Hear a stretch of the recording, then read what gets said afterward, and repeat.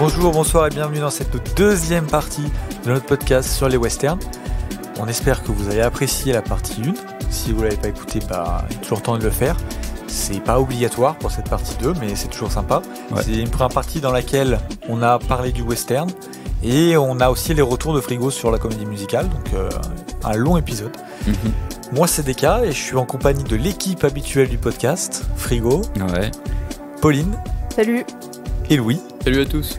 Et donc on est parti pour cette partie 2. Ouais. Donc partie 2 dans laquelle Pauline, Louis et moi on a tous les trois choisi un film chacun, donc sur le western qu'on va devoir vendre à Frigo. Donc moi je vous propose qu'on ne perde pas une seule seconde et qu'on y aille.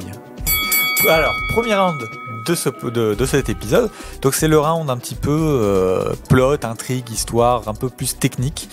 Donc un round dans lequel on va essayer de donner un petit peu l'eau à la bouche sur nos films. Peut-être avant de commencer ce round, on peut dire les films qu'on a choisis quand même. Oui. Donc qui veut donner son film? Alors moi j'ai pris La balade de Gregorio Cortés de Robert M. Young. Et toi Louis? Moi j'ai pris Le bon, la brute et le cinglé de Kim Ji-won. Oui, fallait que je retrouve le nom, pardon. Et moi du coup j'ai pris Mix Cut-Off de Kelly Reichardt. Donc comme d'habitude c'est Pauline qui va commencer à nous parler de son film. Donc tout à fait. Tu peux y aller. Alors, je redis le titre, on sait jamais. C'est La balade de Gregorio Cortés de Robert M. Young. C'est un film qui est sorti en 1982, qui est un film américain, mais produit par un réalisateur mexicain. C'est assez important de le noter, parce que c'est un producteur en fait qui s'appelle Moctezuma Esparza, je sais pas exactement comment on prononce, bref. Et en fait, il était issu d'une famille immigrée mexicaine. Et du coup, il a beaucoup travaillé pour développer le cinéma latino aux États-Unis. Et donc, il produisait des films qui étaient plutôt engagés socialement pour les droits des Mexicano-américains. Donc voilà, même si c'est un film américain, il y a quand même quelque chose de très mexicain dedans. Le protagoniste, c'est Gregorio Cortés. Il est joué par Edward James Olmos, qui lui aussi est un descendant d'immigrés mexicains et qui a joué notamment dans Blade Runner, Miami Vice et autres films. Figure plutôt dans des seconds rôles habituellement, et là il a le rôle titre de ce film, qui est basé sur un livre qui s'appelle With a Pistol in His Hand, qui donc conte l'histoire vraie de Gregorio Cortés, qui est un agriculteur mexicain, mais qui vivait au Texas, à la bordure en gros américano-mexicaine. Et sur un malentendu, il a tué un shérif. Et du coup, suite à ça, il a été pris en chasse à l'homme. Il a réussi à s'enfuir pendant un certain nombre de temps, et après, il a été capturé et jugé. Et il est devenu un symbole hyper important pour la communauté latino aux États-Unis, dans cette période où il y avait encore une certaine lutte contre les ségrégations, etc. Et je crois que je voulais pas dire grand-chose de plus. Il fait 1h46. Il est dispo sur Canal+. Voilà. Ok. Juste, ça m'a fait penser à un truc. Il y a la musique de Bob Marley dedans. Non. Dommage. Il tire sur un shérif. Donc, Ah oui, le shérif. Okay. On sait jamais. Non, parce que c'est, le film est ancré en début de XXe siècle. Okay. Et il n'y a pas d'anachronisme, quoi. Donc, voilà. Tu as dit quelle date, pardon? Il a été réalisé en 1982 et l'histoire se situe en 1901. Ok. Voilà. C'est de la couleur ou de la... C'est en couleur. C'est en couleur? Ok. Je suis en train de réfléchir, je suis pas sûr. Il y a qui l'a vu là, juste pour savoir? Moi. Ouais. Et Louis, tu l'as pas vu ça? Non, moi je l'ai pas vu. Je suis en train de réfléchir aussi à d'autres questions, mais ça viendra peut-être plus tard. Ok. Niveau accessibilité, tu le mettrais comment? C'est une bonne question. C'est un western un petit peu exigeant, je pense. Je dirais 7. Peut-être. Exigeant dans quel sens? Il y a un côté un peu contemplatif et aussi un peu socio-politique, mais en toile de fond. Enfin, je trouve que c'est un peu particulier dans sa narration. Faut lire entre les lignes, genre, tu veux dire? Ça m'a pas choqué. Non, pas tellement, Je mais... trouve plutôt accessible quand même. Ah ouais, tu trouves? Ouais, je trouve que c'est un truc qui peut se regarder assez bien. Enfin, Ok. ouais. Non. Bah, honnêtement. après, c'est peut-être plus que dans le sens où tu t'attends pas forcément à ça d'un western. Ouais, de ce côté-là, ouais. Mais sinon, en soi, oui, ça va. Bah, en vrai, 7 sur 10, ça te semble Non, ouais, 7, trop 8. bas? Ouais, non, 7, 7, 8. 8. Ouais, Moi, au début, voilà. je pensais que t'allais mettre pire. Non, en vrai, ça va quand t'as même. commencé, mais je trouve, alors je sais pas pourquoi, j'ai ça en tête, mais alors rien à voir. Mais je trouve au niveau accessibilité, il y a une vibe à la ligne verte. Je sais pas pourquoi. C'est-à-dire ouais Ouais. Bah, je sais pas. Genre, je sais pas. Ça veut dire quoi une vibe ligne Bah, verte je trouve pour qu'il est- accessibilité En termes d'accessibilité. En termes d'accessibilité, je trouve qu'il est accessible comme ça, tu vois. Donc, je trouve qu'il est accessible du coup quand Bah, même. la ligne verte, c'est très accessible. Ouais, Très très accessible. Bah, du coup, je ouais. trouve que c'est accessible. Ok, bon, Je sais pas pourquoi. Bah, C'est cool, mon hein, cerveau tant qui mieux. m'envoie des Ok. signaux, je ne sais pas pourquoi.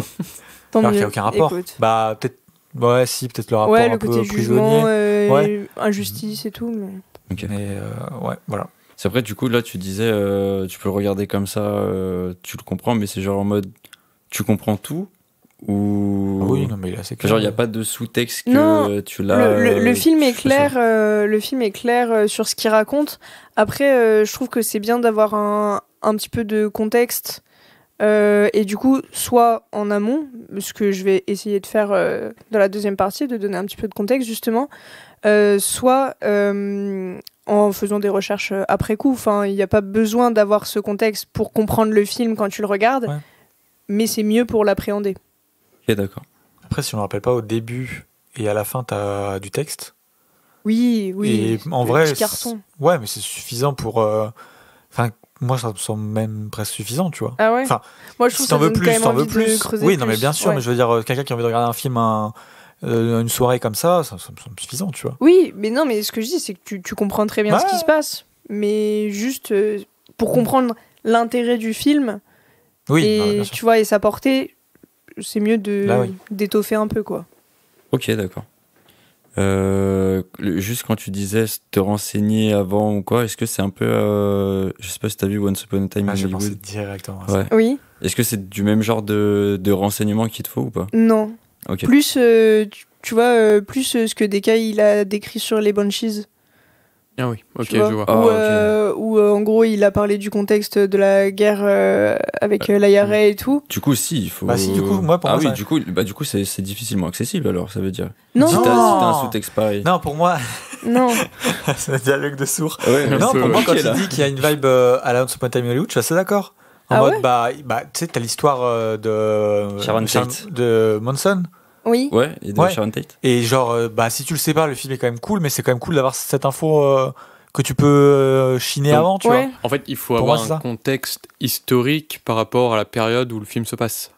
Ouais, c'est ça, je trouve. Ou un contexte de personnage. Non, non. C'est waouh. Bah, en fait, un On peu les avance deux. pas, là, hein. Non. Ouais, j'ai l'impression. vois. Je suis perdu. En fait, Mon un peu cerveau les deux, explose. parce que c'est basé sur une histoire vraie et un personnage qui est un symbole important pour la communauté latino. Et genre, je trouve, juste en regardant le film, c'est dur de comprendre pourquoi, tu vois. Pourquoi Ok. c'est devenu autant un symbole. Oui. Et voilà. c'est Ok, tout. ok, non, Ouais. ok, j'ai compris, c'est bon. Ok. Donc plus comme Hunger, finalement. Oui, On non, va jamais c'est s'en un peu sortir. tous les films, en en soi, fait. oui, voilà, peut-être plus Ouais, que je le vois Hunger. comme ça aussi. Bon, c'est comme Hunger et comme tous les autres films, ok. Allez. Écoute, je pense pas avoir plus de questions. Je sais pas, toi, Louis, du coup, qui l'a pas vu, si t'as Non, des trucs non, qui te non, non, sont j'ai venus. pas plus de questions. Je pense que ça viendra dans la deuxième partie, les questions. Ok. Attends, si j'ai peut-être une. Bah non, en fait, non, parce que j'allais te demander si c'était en pellicule ou en numérique, mais je pense que c'était du numérique. Ah non, c'est de la pellicule. Pellicule 82, ouais. Ok. Et c'est de la jolie pellicule en plus. Ok, cool. Dis-toi que le numérique arrive fin 90, début 2000 en fait. Ça, j'étais pas loin. Voilà, en Non, 80. il y a ça et je l'ai pas correct en tête, mais ok. Est-ce que c'est un film choral? Tu vas te poser toutes les questions. Attends, je troll le frigo. Ok, et du coup, tu m'as dit Canal Plus pour. Ouais. Ok. J'espère qu'il y est toujours, parce que je l'ai vu il y a Bah un là, petit oui, je moment. crois. Actuellement, Oui, normalement, oui. c'est pas truc Ciné Plus? Si, je crois. Ouais, Ça veut dire que c'est à la VOD ou pas? Non, c'est du streaming quand t'as un abonnement classique. Ok. Et au cas où, est-ce qu'il est sur Univers Ciné ou quoi ou... Non, je crois pas qu'il soit sur Univers Ciné. C'est un film qui est plutôt rare et je m'attendais pas à le trouver sur Canal+. Ok. Donc bon, faut en profiter tant qu'il est là. Ok. Eh ben, impeccable. Ah si, j'avais une question, enfin, je sais pas si tu as envie d'y répondre ou pas, mais pourquoi comment tu l'as choisi, enfin, tu l'as trouvé? T'avais cherché ou c'était déjà un film que tu connaissais d'avant et que tu voulais absolument voir? Ouais. Alors en fait, vraiment, je vais passer pour une gogole, mais il était dans une liste western et je trouvais l'affiche stylée. D'accord. Ça suffit. En vrai, Moi, ça ça me suffit. suffit, largement, ouais. hein. Bah ouais. Hein. Et du coup, après, j'ai vu qu'il était dispo et voilà. Ok, très bien, ça me Ok. suffit. Bah écoute, moi, j'ai pas plus de questions. Donc du coup, c'est à Louis d'enchaîner. C'est à Louis. moi Eh d'enchaîner. bah allez, Ouais. let's go. Donc moi, j'ai choisi Le Bon, la Brute et le Cinglé de Kim Ji-woon, Ok. donc réalisateur sud-coréen qui a notamment réalisé A Bittersweet Life et J'ai rencontré le diable. J'ai rencontré le diable est son film sans doute le plus connu. Oui. Ok. Donc c'est un film coréen. Mhm. Attends, juste, pardon, je te coupe, mais Oui. t'as pas cité A Tale of Two Sisters, je sais Ah oui, pas le nom, effectivement. qui est un film de fantômes dont on a parlé quand on parlait des fantômes japonais et qu'on a cité très rapidement les C'est fantômes vrai. coréens. Effectivement. Et ben, tu l'avais C'est- cité très rapidement. C'est Et vrai. voilà. D'ailleurs, je vous invite à écouter notre épisode sur les fantômes, qui est, sans vouloir nous jeter les fleurs, plutôt pas mal. Et les films sont très cool aussi. Merci Deka. Donc c'est un film coréen avec donc 3 personnages principaux. Donc le bon, joué par Jong-woo Seong. Je suis désolé pour la prononciation. Il va y avoir des mots, ils vont être écorchés là. Ouais, je suis désolé à tous nos amis coréens qui nous écoutent. Ils sont nombreux, j'en suis sûr. On est sûr et certain. La brute est jouée par Lee Byung-hun, qui est l'acteur fétiche un peu de Kim Jong-un, puisqu'il a joué dans quasiment tous ses films. Dans Ok. A Bittersweet Life, dans... Qui Kim Jong-un Non, Kim Lee Ji-woon. Byung-hun. Dans les films de Kim Jin-hoon, j'ai dit. Ah, Voilà, Kim Ji-woon. Oui. j'avais compris Kim Jong-un. il faut Il se s'est laver les mis dents. au cinéma. Non, mais c'est. Et donc il a joué dans quasiment tous les films du réalisateur, A Bittersweet Life et J'ai rencontré le diable. Et pour ceux qui aiment les séries médiocres, il joue aussi dans Squid Game. Oh, t'es dur. Ah, la balle Ouais, perdue. la balle perdue pour Squid Game, j'ai pas trop apprécié. Non, il joue du coup dans Squid Game, c'est celui qui fait, attention spoiler, le gars avec le masque. Ah ouais Ouais. Ah ouais, le spoiler, il fallait être vif parce qu'il est passé très vite, mais ouais, ok. J'avoue. Et c'est avec et donc le troisième, le cinglé, est joué par Song Kang-ho, qui est l'acteur coréen en ce moment qui est très très connu puisqu'il a obtenu donc la palme du meilleur acteur pour Broker au Festival de Cannes 2022 Ouais. et c'est l'acteur principal de Parasite de Bong Joon-ho. Ouais. Donc C'est un acteur fétiche. c'est son acteur fétiche d'ailleurs Bah oui, parce il qu'il a joue fait dans quasiment Memories of Murder, dans The Host. Il est trop cet acteur en plus. Vraiment. Je trouve qu'il est incroyable. Ouais, et On va le bah retrouver. Ouais, tu vas le trop retrouver Trop cool. dans Le Bon, la Brute et le Cinglé. Ok. Et l'histoire, en gros, donc ça se déroule dans les années 30, 1930, Mhm. en Mandchourie. Donc la Mandchourie, c'est cette région à l'est de la Chine, qui fait tout le nord de la Chine jusqu'à la péninsule coréenne, en fait, Ok. sur fond d'invasion japonaise. Donc on est vraiment en 1930. Un homme d'affaires engage la brute pour aller voler une carte au trésor. En fait, pour aller revoler une carte au trésor qu'il avait vendue au préalable. Ouais. Dans un train. Mais il y a le cinglé qui la vole avant. Et en même temps, il y a le bon qui est aussi dans les parages et qui voit ce vol. Et du coup, il y aura une chasse à l'homme entre ces 3 personnages. Ok. Voilà. Je n'en dis pas plus. Du coup, tout se passe sur Ça- cette partie de la Chine. Ouais. Ok. C'est ça. Ok. Il dure combien de temps ton film du coup? Il dure un peu moins de 2 heures. Il doit durer 1h55. Ok. C'est couleur noir et blanc. Et en couleur. Ouais. Numérique ou pellicule, ça je saurais pas trop te dire, je me souviens plus trop. Numérique. Ça je doit être pense. du numérique à l'époque, parce qu'il date de 2008, Ok. le film, Ok. donc je pense numérique, ouais. Ok. Et il est disponible facilement ou pas? Ouais, il est disponible sur la plateforme Shadows. Ok. Le petit retour à Shadow, ça fait longtemps que j'ai Un pas petit été dessus. moment, ouais. Niveau accessibilité, tu le mettrais où On est sur du 8-9 à peu près, je sais pas ce que vous en pensez des cas, Pauline, qui l'ont vu. C'est accessible. C'est accessible. C'est Ouais. vraiment accessible, ouais. Ok. Peut-être un Doliprane à côté, mais Et voilà, de là, On en parlera c'est après un petit plaisant. on en parlera après. Ok. Je suis en train de réfléchir. Je Oui, pense Greg, pas avoir c'est tout. spécialement plus de questions pour le coup. Est-ce que juste il y a un petit sous-texte politique dedans ou pas? Oui. Parce que du coup, j'ai pas trop les datas de 1930 en Chine, mais 1930, dans cette partie du monde, la Mandchourie, c'est l'invasion japonaise, en fait. Ouais. Donc, c'est pas la Seconde Guerre mondiale encore, mais les Japonais donc envahissent la Mandchourie et ont déjà envahi la Corée aussi. ok, d'accord. Donc, en fait, c'est le moment où le Japon, c'est l'empire du Japon sous Hirohito, qui a une politique expansionniste et qui va faire bientôt le pacte avec Adolf Hitler et le nazi et qui va ensuite découler toute la Seconde Guerre mondiale. Ok, d'accord. Et si je dis pas de bêtises aussi, enfin, il y a une grosse controverse au Japon là-dessus, justement sur cette invasion, parce qu'il y a vraiment des gros massacres en Mandchourie et le Japon a jamais vraiment, comment dire, Les avoués, genre. ouais, ils ont toujours mis sous le tapis. C'est quelque chose qui. Ok. Alors je sais pas si ça a changé récemment. Je saurais pas dire, je sais plus. Mais de souvenir, ouais, c'est un peu compliqué. La position Ok. du Japon, même Ouais. aujourd'hui sur la Mandchourie, Là, c'est et le- sur plein d'autres sujets Ouais, d'ailleurs. ouais, Mais Oui. Mais là, c'est le Mais, côté, c'est l'histoire sombre du Japon qu'on. Ok. Donc, Ouais, ouais, du coup, là, je soulève un autre sujet. Mais est-ce que j'ai besoin d'avoir des informations là-dessus pour comprendre le film, ou est-ce que c'est ok si j'ai pas les clés? Non, il y a certaines clés peut-être à avoir que moi, j'avais pas forcément en regardant le film. Tu préfères en parler là ou dans le. Je vais en parler là vite fait parce qu'en fait, c'est très simple. Ouais. C'est pas non plus ce qui va être prédominant dans le film. Mais grosso modo, il faut juste que tu te dises que c'est le Japon de la Seconde Guerre mondiale, donc vraiment nationaliste, expansionniste et tout, qui envahit une région très pauvre à l'époque, donc qui est la Mandchourie, et qui a déjà envahi la Corée, Ouais. qui n'est pas encore séparée en deux, qui n'a pas encore été séparée en deux suite Ok. à la guerre de Corée. Ok. Donc il faut... comment dire, quand ils disent la Corée, il faut pas que tu dises ils parlent de la Corée du Sud, parce que la Corée du Sud et la Corée du Nord n'existent pas du tout à l'époque Ok, d'accord. de l'action du film. Ok. Voilà, c'est tout à peu près, je crois. Ok. Est-ce que peut-être les personnages ils représentent. Non, les personnages sont coréens. C'est ça aussi. En fait, ils vont se croiser, ils vont faire oh, tu es coréen. Ok. Voilà. Et en fait, effectivement, il y a. Alors moi, je suis une bille pour reconnaître les langues, mais en fait, je crois qu'à un moment, il y a des moments où ils parlent japonais à des japonais, et d'autres, mais les moments où ils disent ah mais tu parles coréen. J'ai l'impression qu'ils parlaient la même langue depuis le début du film, en fait. Donc, Ok, d'accord. donc voilà, c'est juste un petit peu là-dessus aussi sur lequel tu peux être perdu, mais voilà. Ok. Et il est disponible en VO ou. En VO ouais. et en VF aussi, je crois. Ok. Parce Mais- que c'est vrai que j'ai pas pensé. Mais des fois, les VO sont tellement catastrophiques. Surtout, je pense sur des films asiatiques VO où.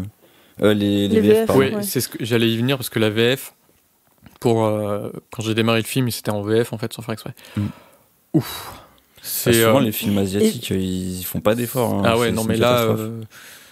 je parlais des voix nasillardes dans les Mm. vieux westerns et tout, là c'est pareil quoi. Alors que le film il date de 2008. Hein. Et ça me fait D'accord. penser que c'est pareil sur mon film. La VF est calamiteuse, mais genre vraiment calamiteuse. Et j'ai failli ne pas le choisir parce que quand je l'ai lancé sur Canal, il était qu'en VF.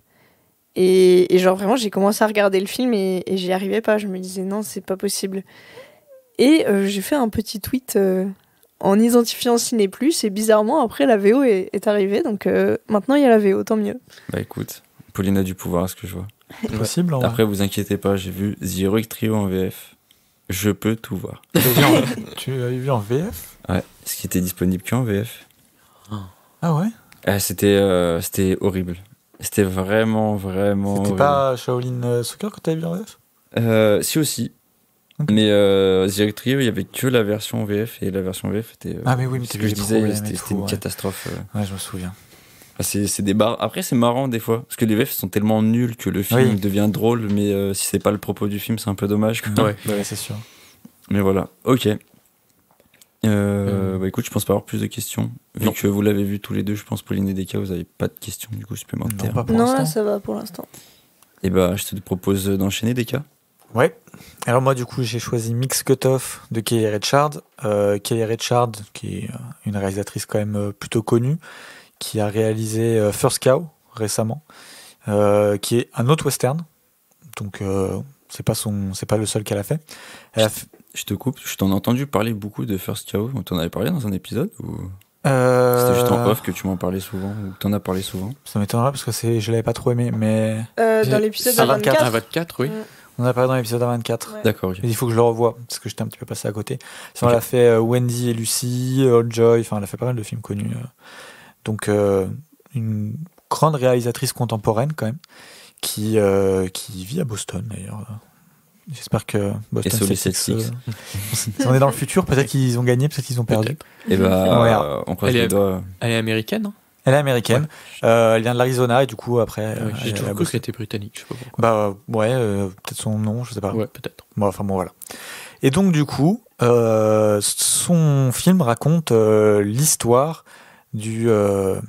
comment dire? Tu peux me redonner le nom du film juste. Mix Cutoff. Okay. Alors Mix, en fait c'est Mick, c'est un personnage qui s'appelle Stephen Mick, et donc Cutoff c'est le raccourci de Mick. Il a pas en français c'est la dernière piste. Ouais voilà, j'allais redemander le titre français. La dernière piste. Donc ça se situe en 1845, et en gros l'histoire suit un groupe du coup de colons, de pioneers, qui s'embarquent dans un voyage le long de la Oregon Trail. Et à un moment, il trouve un guide qui s'appelle du coup Stephen Mick et qui dit connaître un raccourci. Et ils vont le suivre, sauf que c'est compliqué. Voilà. Donc ça se passe, donc comme j'ai dit en 1845 aux États-Unis évidemment. C'est un western, se doit d'être aux États-Unis. Et donc il y a 3 familles, tu suis 3 familles qui ont les wagons à l'ancienne avec les toiles dessus quoi. Et donc ils sont dans ces terres arides et très compliquées. Okay. Donc voilà. En acteur, on a Michelle Williams. Je sais pas si ça vous parle. J'aime pas du tout. Oui, c'est celle qui joue dans The Fableman. Oui. La mère. Ouais, elle joue dans Shutter Island aussi, et Brokeback Mountain. Ouais. Il joue dans Venom aussi, mais ça... Voilà. Il y a Bruce Greenwood qui joue aussi, donc, du coup, qui joue Mick. Et on a aussi un Indien, donc évidemment natif américain, mais voilà. Écoutez la première partie. Et qui est joué par Rod Rondo, qui est donc vraiment un natif américain. Il y a Paul Dano aussi dans le film. Il y a Paul Dano aussi dans le film. Bon à noter. Ok. C'est un film de quelle année Alors c'est un film de 2010. 2010, ok. Donc c'est un western contemporain quoi.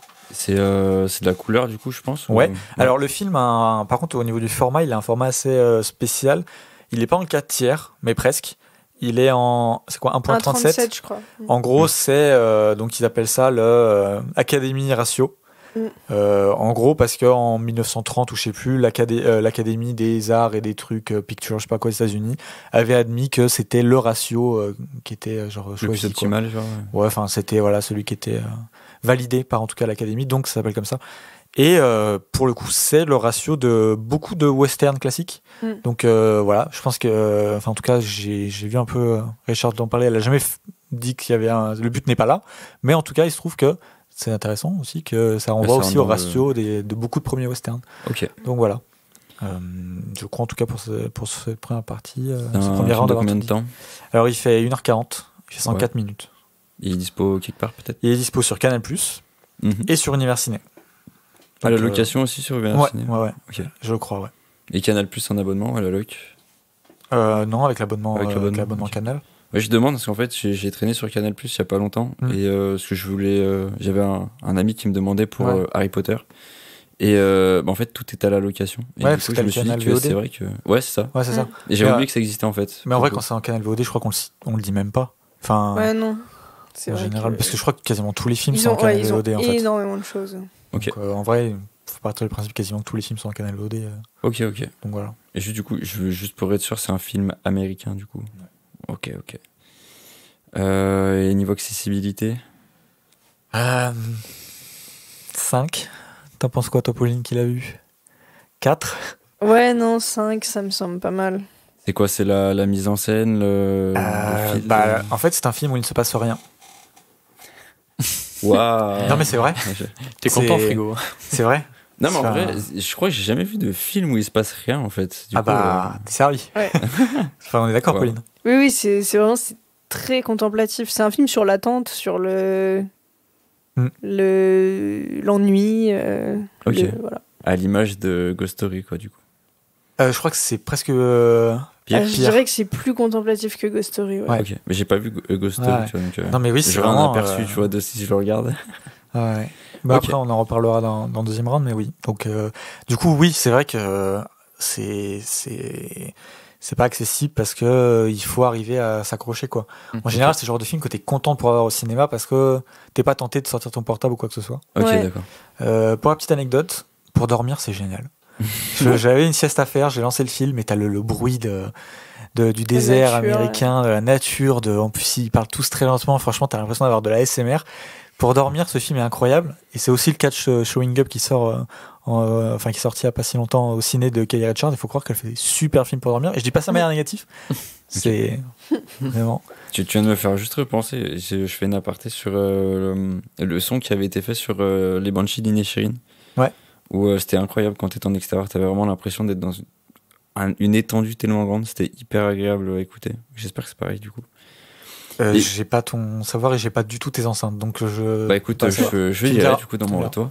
Et ce qui vient de m'amener une question qu'on n'a même pas abordée dans la première partie, parce que en vrai, qui dit western dit quand même musique assez connue. Par exemple, La Butte et le Truand de Ennio Morricone, quoi, tu vois. Surtout dans les western spaghetti. Ouais. Voilà. Est-ce qu'il y a des musiques ou des BO assez impactantes ou qui sont vraiment cool ou je sais pas, qui ont marqué quelque chose dans vos films ou pas? J'avoue que c'est pas ce que j'ai retenu, mais dans mon souvenir, dans mon film, elle est sympa parce que c'est pas forcément ce que t'attends. Ok. Genre, ça peut faire un peu décalé par rapport à de la musique de western qu'on imagine, quoi. Ok. Moi, dans le mien, elle est très sympa. Un peu en plus en hommage à Ennio Morricone et tout. Et il y a notamment une musique à un moment de chevauché qui est vraiment, vraiment très stylée, qui rend vraiment la scène trop, trop cool à mater, quoi. Il y a beaucoup de musique dans le tien. Ça, c'est un truc que je me souviens. Mais ça m'avait un peu fait l'effet de French Dispatch où au bout d'un moment, la musique me prend la tête. Moi, c'est pas le truc qui me choque, donc c'est pour ça. Je sais que s'il y a des gens qui effectivement n'aiment pas quand il y a trop de musique, moi je m'en fiche un peu. Mais c'est vrai que le souvenir quand même a été cool. Je t'avoue, sur mon film, je crois pas qu'il y a tant de musique. Okay. Ouais, ou alors s'il y en a, ça doit être des nappes vraiment. Très léger. Alors là, par contre, ça m'amène à une autre question qu'on aurait dû apporter dans la première partie, mais je me permets du coup de faire un aparté. Est-ce que du coup, c'est un peu des codes du vieil Hollywood où genre la musique devient juste un peu, sublimer un peu tout sans que tu l'entendes? Ou est-ce que la musique elle est beaucoup mise en avant dans le western? Après, je le western désolé a tellement... d'y penser non, maintenant. Y a pas de souci, mais en gros, le western a tellement... Enfin, il a un peu traversé toute l'histoire du cinéma américain. Il n'y a pas de code spécifique. Et tu le sens même dans les westerns, quand tu vois Impitoyable, tu vois vraiment que tu es sur un truc qui est beaucoup plus vibe du coup des années où il est sorti que les westerns classiques. Donc en fait, c'est un genre qui a tellement évolué que là, comme ça... Mais il y a toujours eu de la musique, même de la musique chantée. Dans certains westerns où il y a des personnages qui prennent la guitare, il y a des westerns avec Elvis Presley. Il prend la guitare et il chante, tu vois. Donc, non, il y a plein. Mais je saurais pas définir un code musical par rapport au genre. Ok. Dans spaghetti, quoi. À part Ennio Morricone, voilà, c'est ça. Je vais venir. Okay. Et du coup, non, dans mon film, je crois pas qu'il y ait spécialement une BO, non. Ok, et je reviens sur une dernière petite question par rapport au son. Parce que j'ai l'image, le son surtout qui me revient en tête de genre de balles qui ricochent contre des murs avec des bruits horribles. Est-ce que vous diriez que est-ce qu'il y a peut-être des piou-piou du coup dans vos films? Est-ce que c'est genre horriblement chiant ou est-ce que le son est ok à ce niveau-là? Non, moi pour le coup ça va parce que c'est quand même western des années 80. Niveau sound design, ça me semble pas mal. Ok. Toi, Louis? J'ai pas le souvenir que ça fasse un son un peu en décalé, enfin un peu décalé. Le film est tellement bruyant que... Ouais, il y a énormément de sons dans le film. Ok. Mais dans les duels au pistolet, non, c'est un peu normal. C'est même moderne, quoi. Ok. Mais toi, il ne se passe rien, donc il n'y a pas de coup. Okay. Mais par contre, ces piou-piou qui sont très reconnaissables, j'ai appris à vraiment les aimer.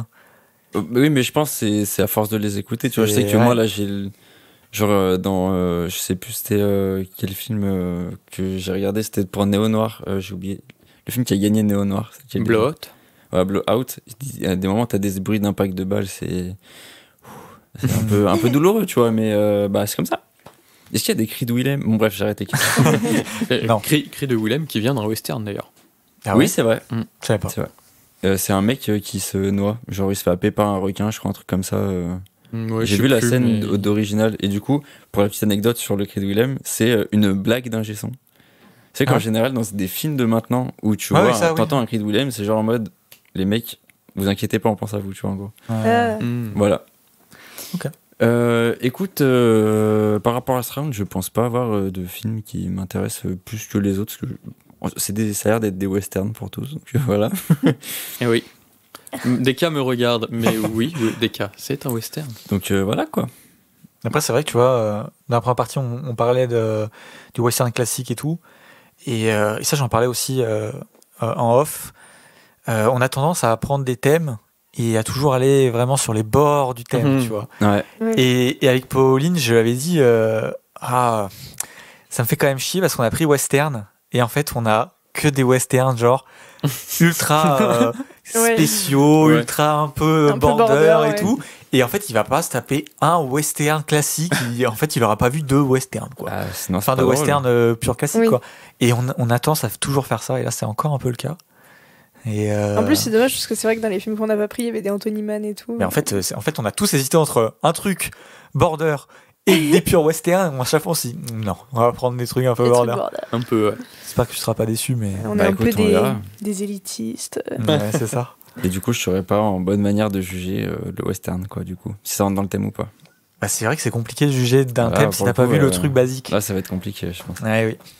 Écoutez, je vous propose d'enchaîner sur le deuxième round. Allez, go. Alors du coup, deuxième round dans lequel on va parler un peu de tout le reste. Donc débattre un peu plus en profondeur des films, dire pourquoi c'était western ou pourquoi on pense que ça n'en est pas. Et puis tout ça. Donc on va reprendre avec Pauline qui va continuer de nous parler de la balade de Gregorio Cortés. Tout à fait. Alors il y a pas mal de points que j'aimerais aborder sur ce film, donc je vais essayer de pas être trop confuse. Parce qu'en fait, c'est un film qui m'est beaucoup resté en tête après mon visionnage et qui m'a fasciné. Et du coup, j'ai cherché plein de trucs dessus et j'ai eu plein d'informations qui sont pas forcément accessibles très facilement. Parce que par exemple, le film, il me semble, n'a pas de page Wikipédia française. Mais dès que tu vas un peu chercher des pages en anglais ou quoi, en fait, il y a énormément de contexte autour du film. Déjà, la première chose sur laquelle je voulais revenir, c'est le titre, La balade de Gregorio Cortés. Parce que les titres avec balade, c'est un truc qui revient dans les westerns plusieurs fois. La balade de Buster Scruggs, il y en a d'autres, je suis sûre. Balade of Little Joe. Voilà. C'est un western d'ailleurs féministe réalisé par une femme et dont le personnage principal est une femme. Ok. Il y a aussi un album de Lucky Luke qui commence par la balade de je sais plus quoi. Ouais, voilà. Et en fait, c'est parce que du coup, il y a beaucoup d'histoires qui sont retranscrites dans des westerns qui de base étaient des légendes un peu qui se passaient dans le Far West, etc. Et qui étaient chantées et racontées sous forme de ballades. C'est un peu en mode comme les trucs de l'Iliade et l'Odyssée, en mode période grecque. Je sais pas si vous voyez de quoi je parle. Oui, je vois ce que tu veux dire. Des trucs qui se racontent en chantant de bouche à oreille, dans de ville en ville. Dans l'idée, oui. Et du coup, c'est Gregorio Cortés, ça a été un personnage historique pour la communauté latino. Et du coup, il chantait un peu ses louanges à travers des chants. Donc en espagnol, c'est les corridos. Et en anglais, c'est les border ballades. Donc c'est des chants de la part des Mexicains qui habitaient à la frontière américaine qui racontaient des trucs. Et en fait, il y a eu plusieurs versions du coup de ce qui s'est passé en fonction des déclinaisons des chants. Et donc voilà, et je crois que Deka, dans ton livre, enfin dans un des livres que tu as lu pour préparer l'épisode, justement, il parle du concept de balade. Tu peux peut-être dire ce qu'ils disent dessus. Je veux la source. Alors, je l'ai pas lu, le livre. J'ai lu des morceaux, dont ce petit morceau que je t'ai filé. Donc en vrai, t'en as lu autant que moi. Ouais. J'ai lu la Mais préface, du coup. non, pour le coup, non. Par contre, je vais profiter pour donner des 2 refs de livres que j'ai lus pour les épisodes et qui sont vraiment bien. La taille du livre, quoi. Alors il y a Le Western et les mythes de l'Ouest, littérature et art de l'image, donc qui est un livre c'est le résultat d'un colloque, donc avec plein d'universitaires, donc c'est un gros livre avec plein d'articles en fait où chacun a pris un point. Donc par exemple, il y en a un qui dit quels sont les liens entre le Shambhala et le western, l'autre va parler par exemple de Ford et du libéralisme et chez Ford, et puis, enfin voilà. Et du conservatisme, j'ai oublié le deuxième mot. Et puis, enfin, vraiment, il y a une vingtaine, je pense, d'articles qui parlent de plein de trucs différents, dont un moment où il parle de la représentation dans les westerns, et il parle aussi des ballades. Donc, c'est sous la direction de Gilles Menegaldo et Lorik Guillot. Mais vraiment, il y a plein d'écrivains, enfin d'universitaires qui ont travaillé dessus. Et un petit livre qui est Politique du western de Gérard Méret. Et qui est vraiment super cool, qui se lit super vite, qui est super bien. Donc, je vous le conseille.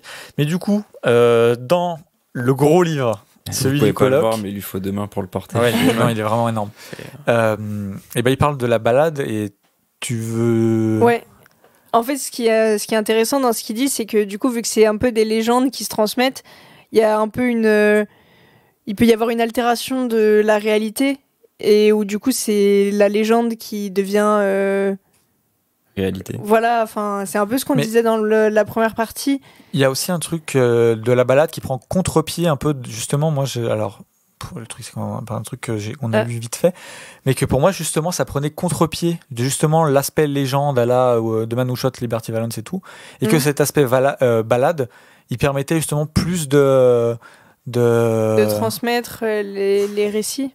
Et là, en vrai, tu m'as posé une question un peu piège. Si tu veux, je vais essayer de retrouver ce truc. Non, en tout cas, juste ce que je voulais dire par rapport à ça, c'est que c'est quelque chose qui... Le terme de balade et cette idée de légende racontée qui est assez retrouvé dans les westerns. Et d'ailleurs, il y a même des westerns modernes, pas mal de westerns... Enfin, je pense surtout à des westerns modernes, mais même des plus vieux, qui ont des voix off et qui racontent un peu des légendes de l'Ouest, etc. Donc ce film emprunte un peu à ça. Du coup, ce qui s'est passé a priori, c'est vraiment ce que j'ai raconté. Enfin, Deka veut revenir sur... Alors, si tu veux, je peux lire ce petit passage. L'usage du mot balade dans les titres de films apparaît assez tardivement et concerne tout particulièrement le western. La balade s'oppose à la nécessité d'imprimer la légende, rendue célèbre par le film de John Ford, dont on parlait dans la partie 1, donc de Man Who Shot Liberty Valance, cette fameuse phrascule qui est dit à la fin du film. Utilisation de la légende est consubstantielle au western, genre devenu mythique au fur et à mesure qu'il a contribué à instaurer le récit de la conquête du territoire américain. Et donc chanter la balade, c'est d'abord renoncer à la légende des hauts faits qui ont soutenu l'histoire de la frontière et la construction des États-Unis. Ce faisant, la balade accorde une liberté au western qui s'évade des stéréotypes et de l'édification du mythe de l'Ouest américain. Donc en fait, ça permet de sortir vraiment de cet aspect roman national pour... Ok. Voilà. Est-ce que c'était clair ? Oui. Je crois. Okay. Je suis un peu... C'était compliqué à suivre pour moi, mais je pense que c'était très clair. Je te ferai lire après. Ok. Ouais. Et du coup, en tout cas, donc l'histoire de Gregorio Cortés, c'est vraiment voilà ce que j'ai raconté dans la partie sur le synopsis. C'était un agriculteur mexicain qui vivait avec son frère. Et en fait, un jour, il y a un shérif avec d'autres rangers qui sont venus un peu l'embrouiller parce qu'il y avait une histoire de cheval volé. Et il y avait un traducteur avec le shérif. Et sauf que le traducteur, il parlait pas non plus hyper bien espagnol. Et en gros, il s'est trompé entre le mot cheval et jument, qui est très différent. Ils font vraiment la distinction tout le temps en espagnol. Et du coup, Gregorio Cortés, il a commencé à vouloir répondre en mode non, c'était pas un cheval, c'était une jument. Enfin, bon, voilà. Et il y a eu une incompréhension. Et du coup, le shérif a tiré sur son frère et a tué son frère. Et du coup, lui, en légitime défense, il a cru qu'en gros, ils étaient en train de se faire attaquer. Et du coup, il a tiré sur le shérif et il a tué le shérif. Et suite à ça, il y a eu une chasse à l'homme qui a duré pendant super longtemps. Et enfin, je crois que c'était 13 jours, mais c'est beaucoup en vrai pour un mec qui est poursuivi par plein de monde. Et en fait, il a réussi à échapper à genre... par moment, il y avait plus de 300 personnes qui étaient à sa poursuite. Et lui, il a réussi à s'échapper... en cheval et puis à pied, en longeant la frontière, etc. Et du coup, c'est devenu un symbole pour les Mexicains du mec qui ne s'est pas soumis aux forces américaines et qui a réussi à leur échapper pendant 2 semaines sans se rendre aux autorités. Et du coup, c'est là qu'intervient le contexte historique un petit peu. Donc en gros, pendant le milieu du 19e siècle, donc c'était entre 1821 et 1836, le Texas était mexicain. C'était considéré comme en gros un État indépendant du mexicain. Mais derrière, il y a eu des guerres pour qu'ils aient vraiment leur indépendance, pour définir les frontières entre l'Amérique, le Mexique, etc., qui ont un peu mal tourné. Et en 1848, du coup, le Texas a été récupéré par les États-Unis. Mais du coup, il y avait énormément de descendants de Mexicains qui sont restés vivre au Texas. Donc c'est vraiment historiquement un lieu où c'est même pas des immigrés, en fait, c'est juste des descendants de Mexicains qui sont restés habiter là et qui sont du coup sur le sol américain. Mais ils étaient victimes d'énormes discriminations, notamment de la part des Texas Rangers, qui en gros ont cherché à exacerber le conflit entre les communautés et du coup provoquaient volontairement des violences, s'en prenaient de manière hyper cruelle aux natifs mexicains, un peu ACAB en gros. Bon, et du coup c'était quand même relativement peu de temps après ça, l'histoire de Grégoire Cortés, c'était en 1901, donc c'était 60 ans après que les États-Unis aient récupéré le Mexique. Donc les générations en gros de Grégoire Cortés, elles étaient encore très marquées par cette discrimination, et en fait il y avait encore de la ségrégation à ce moment-là.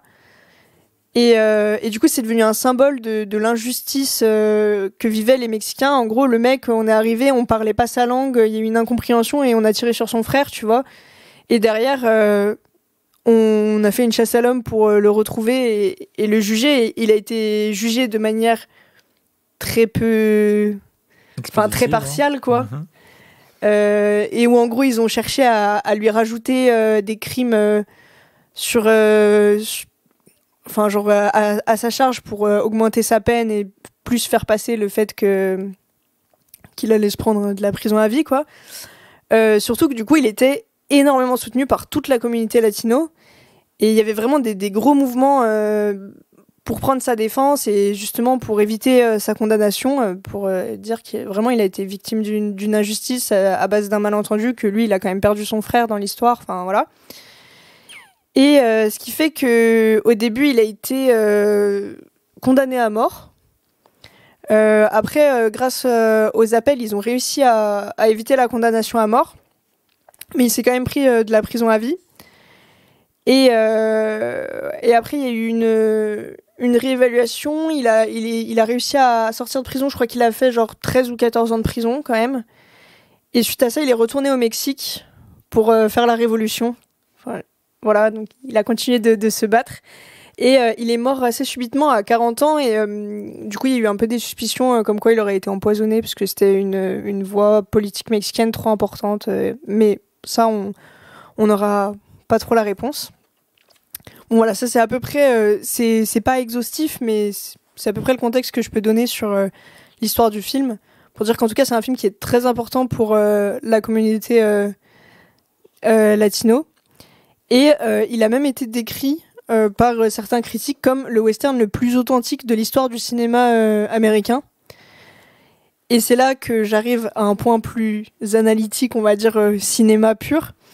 Ce qui est très intéressant dans ce western, c'est que c'est un western de cinéma vérité, en quelque sorte, qui cherche vraiment à retranscrire une réalité de ce qui s'est passé, à retracer une histoire d'une manière quasi documentaire, si on avait pu filmer ce moment-là. Et du coup, il y a des codes du cinéma vérité qui sont beaucoup utilisés. Il y a beaucoup de caméras épaules, caméras embarquées, enfin quelque chose d'assez mouvant. Il y a un côté un peu contemplatif où voilà, sur les balades, enfin sur les moments où il est à cheval, tout seul dans le désert. Ouais.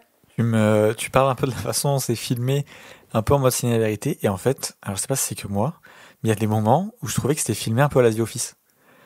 Je sais pas si faux documentaire un peu. Enfin, en documentaire. En fait, il y a des mouvements de caméra, mais des blagues. Non, mais tu sais. Non, mais il y a vraiment des mouvements de caméra et qui m'ont vraiment fait penser à The Office. Ouais. Et qui, en fait, qui m'ont brusque. presque fait. Ouais, mais des trucs comme ça. En soi, c'est et qui m'ont logique. fait rire, mais alors que c'est pas drôle. Mais juste, c'est tellement associé pour moi à The Office qu'il y a.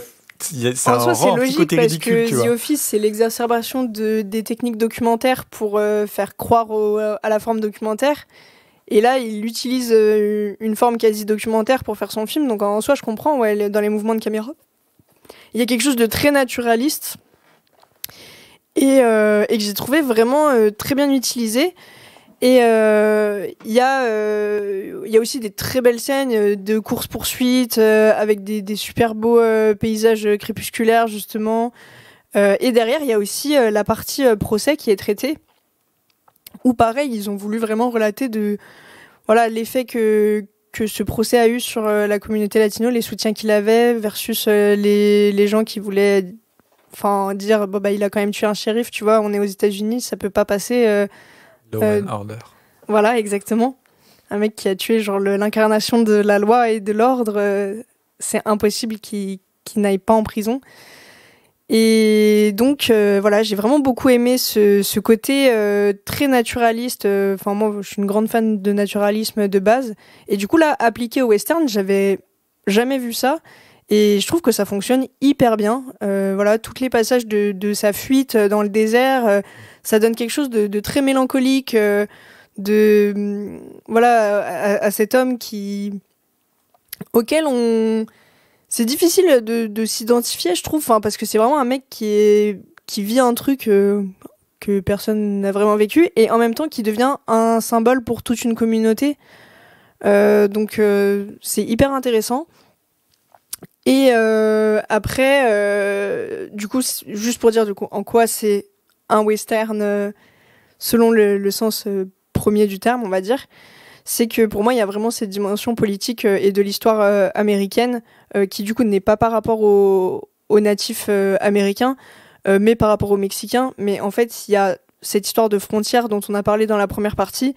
Elle est hyper présente dans l'histoire du Texas, qui a été américain, puis mexicain, puis de nouveau américain, et où du coup les différentes communautés se sont retrouvées à devoir cohabiter, mais où y avait cette frontière culturelle qui fait que une des deux communautés, en l'occurrence les Mexicains, était opprimée. Et je trouve que le film rend parfaitement compte de ça. Donc voilà, j'ai pas grand chose de plus à dire. Et du coup, 1h40, c'est pas un peu court pour arriver à synthétiser tout ça? Non, ça va, parce que du coup, c'est quand même une histoire qui s'est passée sur 15... en gros, il y a eu 13 jours de cavale. Ouais. Et après, le procès, il s'est tenu assez rapidement par la suite. Et c'est vraiment concentré sur cette partie-là de la fuite et le procès. Donc en soi, ça va. Et la narration est quand même un peu éclatée. C'est pas non plus pas linéaire du tout et incompréhensible. Mais il y a pas vraiment de mal à faire recours aux ellipses dans le film. Et ce qui fait que t'as vraiment des trucs clés qui te sont montrés et qui permettent de vraiment bien suivre la trame du film. Et donc au final, je trouve que le temps lui convient bien. Ouais, okay. Je suis d'accord. Moi j'avais une question sur la forme. Tu disais que c'était très naturaliste, ouais. En tout cas filmé de manière très naturaliste. Est-ce que ça détonne pas un petit peu justement avec les westerns qu'on connaît et qui sont très populaires? Enfin, je pense à Il était une fois dans l'Ouest ou Le Bon, la Brute et le Truand, où les plans sont quand même très cadrés, très symétriques limite. Là, ça détonne énormément en fait du coup. Oui, totalement. Et c'est pour ça que je dis c'est un truc que j'avais jamais vu en fait dans le western et qui est assez surprenant. Et d'ailleurs, t'es mis dans le bain assez vite parce que la scène d'ouverture, c'est genre le mec à cheval qui est dans le désert sur un fond un coucher de soleil et où déjà la caméra elle est très mouvante, très proche des corps, que ce soit du cheval ou du gars. Et du coup, effectivement, c'est une forme qui détonne pas mal, mais qui je trouve est très pertinente dans le film. Et du coup, est-ce que par rapport à cette forme, tu conseillerais quand même le film à quelqu'un qui aime énormément les westerns, justement pour ça? Bah ouais, carrément, parce que quelqu'un qui aime énormément les westerns, je pense que ça pourra d'autant plus l'intéresser de voir comment avec un différent style de mise en scène, tu peux aussi aborder des trucs de cette histoire américaine, etc. Après, si quelqu'un aime énormément les westerns pour leur technique et n'aime pas le cinéma naturaliste, ça risque de moins bien passer. Mais après, tu compares surtout au western spaghetti. Parce que t'as cité 2 western spaghetti, mais... Ouais, alors les westerns classiques, j'ai beaucoup moins d'exemples, mais c'est aussi des plans... Pour moi, c'est pas du cinéma vérité, quoi. Enfin, c'est aussi des plans assez millimétrés, c'est des plans fixes et tout, quoi. Ouais, bien sûr. Mais je trouve que c'est quand même plus... Enfin, ça m'a pas non plus... C'est pas choquant, tu vois. Non, c'est pas choquant. Non. Mais c'est quand même inhabituel. Oui. Voilà. Ok. Je pense pas avoir plus de questions. Depuis tout à l'heure, je réfléchis, mais je pense pas avoir spécialement plus de questions. Parce qu'il y a juste pas... Bon, après, je pense quand même que... Enfin, c'est un film, même si c'est tourné entre guillemets comme un documentaire, c'en est pas un, mais du coup, le son, il suit vraiment, ou est-ce que... Ouais, dans mes souvenirs, il n'y a pas de souci de son. Il y a un énorme travail, enfin c'est pas exactement je pense ta question, mais ça me fait penser à ça, c'est que du coup il y a un gros travail sur la barrière de la langue et la question de la traduction, ce qui fait qu'il y a plein de moments en espagnol qui sont pas sous-titrés, mais parce que il y a ce truc d'incompréhension, c'est ce qui est à la source de l'histoire d'ailleurs, un malentendu. Et... Oui et non, sur cet aspect-là. Je suis d'accord avec toi sur l'aspect qu'il y a un malentendu. Mais pour moi, tout ne résulte pas que du malentendu. Non, évidemment. Parce que pour moi, le traducteur, sur un moment, il fait un malentendu, mais sur la deuxième partie de sa traduction, je sais pas si tu te souviens, oui. Pour moi, là, c'est évident qu'il l'a fait à l'envers, tu vois. Ouais. Et c'est pas un truc caché en mode spoil, hein, c'est vraiment... Non, c'est en fait... Ça paraît évident. Qu'il l'a fait à l'envers, ou genre vraiment qu'il traduit en mode de balèque, tu vois, et il veut simplifier les propos du mec en mode... Enfin, de toute façon, on s'en fout, c'est un mais Mexicain. Je parle pas de l'aspect jument-cheval. Hein. Oui, je parle sais. Après. Ouais, oui, on est d'accord que après, genre vraiment, en fait, tu sens qu'il traduit pas du tout. Oui, qu'il est en mode. En fait, tu sais un peu quand t'es dans les cours de récré. Il veut pas apaiser le conflit. Oui, il y a deux qui s'embrouillent. Il fait oh, il a dit ça sur ta mère et tout. Et tu vois, ça part comme ça. Et en fait, personne n'a dit ça. Et là, tu vois que c'est un peu ça en mode. Oula, il a dit, il va falloir. Tu vois. Mais en vrai, tu le sens comme ça. En vrai, enfin, moi perso, je l'ai senti comme ça parce que. Ça paraît tellement gros que voilà quoi. Ouais. Mais du coup, c'est hyper intéressant parce que même sans parler espagnol, enfin moi je parle un petit peu espagnol, mais vraiment pas de ouf. Et même sans trop comprendre l'espagnol, bah tu sens que le mec il a un truc, genre il a un discours assez sincère et qu'il est en train d'essayer d'expliquer quelque chose et que l'autre il traduit en s'en battant la race et en traduisant pas du tout. Et du coup t'es un peu dans cette place de genre de spectateur impuissant où t'es là, t'as envie de dire au shérif non, il a pas dit ça, tu vois. Et c'est pas possible, mais c'est pas traduit, donc tu peux pas, même toi, tu peux pas savoir exactement ce qu'il a dit sans parler espagnol, mais tu ressens quand même assez bien les choses, donc voilà. Et en vrai, pour revenir à ta question originelle qui était celle du son, dans mes souvenirs, le son passe très bien, enfin sur tous les points de vue, genre c'est quand même plutôt normal, je dirais. Ouais, je l'ai vu aussi du coup et je m'avancerai pas sur le son.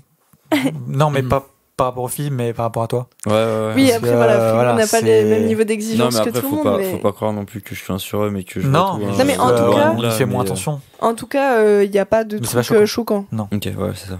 Parce que enfin, je sais que maintenant, et en vrai ça me fait vraiment chier, tu vois, mais genre le son il m'arrête trop vite à trop de choses, tu vois. Ouais. Sur des séries je regardais quand j'étais plus petit qui passent à la télé, il y a le son, je fais bah vas-y c'est mort en fait, c'est nul, genre c'est nul à chier. Ouais. Ou tu regardes un film à la télé, tu l'entends pas parce que ça a été mal fait, genre mal mixé, t'as qu'une envie c'est de mettre des patates, tu vois. Après ta question elle découlait du fait que j'ai dit que ça avait un aspect très documentaire. Ouais. Mais c'est vraiment un aspect documentaire mais travaillé du coup, c'est la forme qui voulait être donnée comme ça. Mais du coup au niveau technique ça reste très bien produit quoi. Ouais. Ok. Ouais, je suis d'accord, je trouve que c'est un bon film. J'ai beaucoup aimé. Il est en 2 parties un peu. Ouais. Et sur la première partie, je trouvais ça sympa, tu vois, mais pas. En plus. Ouais, je trouvais que c'était pas transcendant. Et par contre, la deuxième partie, là, ça m'a beaucoup plus pris. Enfin, je trouve que j'avais peur qu'en fait, ça s'éternise. Et en fait, non, le film, il arrive à savoir quand passer à la seconde partie. Et non, j'ai trouvé que c'était vraiment cool. Et en vrai, enfin, je sais pas si t'es d'accord du coup, mais je trouve que c'est vraiment un film qui mûrit bien sur la durée. Ouais, non, il est vraiment bien. Ok. Est-ce que Louis, toi, t'as des petites questions qui te viennent là ou pas? Non, j'en ai plus. Bah écoute, je te propose d'enchaîner du coup. Bah ouais. Eh bah allez, let's go. Allons-y. Alors, Deka me regarde, parce que je suis persuadé que pour lui, c'est pas un western. Ouais. C'en est un. C'est même un hommage au western. En fait, Kim Jin-woon est assez fort avec ce film, parce que à la fois, il va parler du western, un petit peu de son enfance, donc le western américain, enfin, le western spaghetti, hein, forcément, qu'il a dû voir et tout, et dont il s'est inspiré, et c'est sans doute ça qui lui a donné envie de faire du cinéma, Clint Eastwood et tout, comme beaucoup de monde en fait, comme beaucoup de réalisateurs. Et son hommage au western, il transpire pendant tout le long du film. Et en plus, je trouve ça très fort parce qu'il arrive à reprendre le western et à le mixer avec ce cinéma très asiatique en fait, j'ai envie de dire. Tu vois Heroic Trio ? Ouais. Transpose ça en western, ça bouge tout le temps. Enfin, il y a t'as oula. pas une Il a minute. l'air abattu, frigo. Oula. Non, mais c'est mieux justement que Heroic Trio. Ok. C'est Donc, genre abordé du coup du même second degré ou Non, il y a plus pas. sérieux quand Non, même. c'est quand même beaucoup plus sérieux. C'est quand même beaucoup plus sérieux. C'est d'ailleurs une des premières choses qui m'a surpris dans le film. Moi, je m'attendais à un truc un peu en décalé, même à une parodie. Ouais. Et en fait, pas du tout. Ok. C'est assez. Si, c'est quand même assez pris au sérieux. Des fait non, mais si, c'est quand même relativement pris au sérieux. Bah, il y a un ton décalé. Il y a un quand ton même. décalé, mais beaucoup moins auquel je m'y attendais. Mhm. Et pas comme Heroic Trio, enfin, ou Shaolin Soccer, tu vois. Ouais. Il y a un côté très, comment dire, de trop plein d'éléments quand même, notamment au niveau du son, et le montage est très lourd. Ok. C'est très cut, c'est un peu dommage. Il y a certaines scènes vraiment qui auraient mérité de respirer un peu. Ouais. Mais c'est un peu leur manière de faire. Enfin, j'ai envie de dire, moi, c'est pas la première fois que je vois ça dans le cinéma asiatique, un peu foufou comme ça. Donc, let's go, quoi. Enfin, franchement, emporte-moi. Et du coup, c'est assez original, puisque le western est quand même quelque chose de relativement posé et tout. Et là, le réalisateur nous montre qu'il a réussi quand même à mixer son western avec son cinéma asiatique, ouais. Ce qu'il aime, ce qu'il a envie de démontrer un peu de déjanté et tout en gardant quand même quelques éléments sérieux et tout. J'ai quand même une question là du coup, Ouais. parce que est-ce qu'il y a peut-être la patte du réalisateur qui se voit beaucoup ou pas, enfin, est-ce que par exemple, je sais, j'ai oublié le nom du réalisateur, parce que je suis Kim Ji-woon. Ok. Est-ce que du coup il a, je sais pas, il a une filmographie avec genre vraiment tu vois le film, tu fais ok c'est un film de lui, ce qui fait que Non, ça je peut trouve pas. rebuter ou Je pas. trouve que, enfin, moi j'en ai vu 2 autres précédents, Ouais, moi aussi. Peter Sweet Life et J'ai rencontré le diable. Et T'as pas vu c'est celui de Fantôme ? non, j'ai pas Ah, vu je pensais. encore. Ouais. Et c'est déjà 2 films différents entre eux en Ouais. fait. Ok, d'accord. Après, je trouvais qu'il fait des trucs complètement différents. Ouais. Ok. Et là, c'est pareil. Enfin, là, franchement, c'est très différent et tout. Et c'est même très différent de ce que j'ai pu voir aussi dans le cinéma coréen, bizarrement. D'accord. Je trouve qu'il y a non. beaucoup d'aspects qui font très cinéma coréen. Ouais, je trouve qu'il y a un truc Ah, qui se je- retrouve chez lui et dans le cinéma coréen de manière générale, c'est comment la violence est abordée. Ouais. Et il y a quelque chose d'assez frontal, Ah, justement, d'assez... je trouve ça beaucoup moins violent que certains autres films coréens. Là, non, celui-là, oui, mais je veux dire, chez Kim Ji-woon, tu retrouves un peu ce truc de... Ah oui, moi je te parlais par rapport juste à mon film. Oui, oui, oui. Ah. Mais du coup, même là, il y a quand même un peu... Enfin, tu sais, la violence... Comment dire ? J'ai pas là pour le coup, je vois pas vraiment de quoi vous parlez, parce que du coup je suis pas assez renseigné en termes de cinéma asiatique vu qu'on Ouais. parlait de violence. Bah, en gros, J'ai rencontré le diable, qui est son film le plus connu. C'est Oui. vraiment genre hardcore. Enfin, Oui, c'est- il a y a un des moments de torture où genre... il a en un fait- rapport à la violence qui est très frontal, Ouais. mais du coup, dans le bon, la brute et le cinglé, enfin, moi j'ai pas trouvé. Non, mais c'est parce que c'est moins violent de manière générale, mais enfin, tu vois, j'ai pas envie de spoil en fait. Mais Si tu pourrais rapprocher un film, par exemple. Est-ce que moi par exemple en violence, mais du coup j'ai peut-être pas vu de film très violent, tu vois, mais genre par exemple un Kill Bill, tu mettrais dans un truc violent ou pas, tu vois par exemple. Moi, je l'ai pas trouvé surviolent que ça. Le non, film. mais je l'ai pas Non, trouvé oui, sur je violent comprends non pas plus. non plus, Je parle, en je parle termes du, de- je parle de du violence rapport à la asiatique. violence de Ouais. Kim Ji-woon, tu vois. Et c'est plus en Ouais. mode, la question se pose pas trop quand il y a des séquences violentes, tu vois. De est-ce qu'on est pudique, est-ce qu'on montre pas trop. Genre souvent D'accord, c'est ok. c'est très libre entre guillemets. Ok. Ouais. Je trouve que c'est Mais un je truc vois- qui se retrouve dans le cinéma coréen de manière Oui, générale. oui, bien sûr, mais Et là je- je vois Enfin, dans le Et bon, chez lui. la bête et le cinglé, je vois pas trop, mais... Bah, non, mais après, Après, ça fait un petit moment que j'ai vu le film déjà. je dis pas que maintenant, le film est très ou trop violent. Hein. Je dis juste que Ouais. le rapport à la violence est le même que dans le cinéma coréen de manière générale. Bah, ouais. À savoir enfin, un truc qu'on ne cache pas spécialement, tu vois. Ouais, pas plus que dans certains western spaghetti en vrai. Hein. Mmh. Je trouve. Je sais pas, pour moi, les western spaghetti, t'as les coups de pistolet ou de fusil, mais t'as rarement le. Tu vois, L'impact, genre. Ah, oui, dans ce sens-là. Ah, je sais pas. J'ai vu des westerns où effectivement il y avait l'impact. Enfin, après, ça dépend des westerns que tu vois. Je sais pas. Enfin, et des réalisateurs. Après, c'est aussi permis par l'époque. Enfin, c'est Ouais, un film aussi. du 21e siècle où C'est c'est vrai. beaucoup plus Ouais. libre, quoi, En 2008. à ce niveau-là. 2008, Ouais. ouais.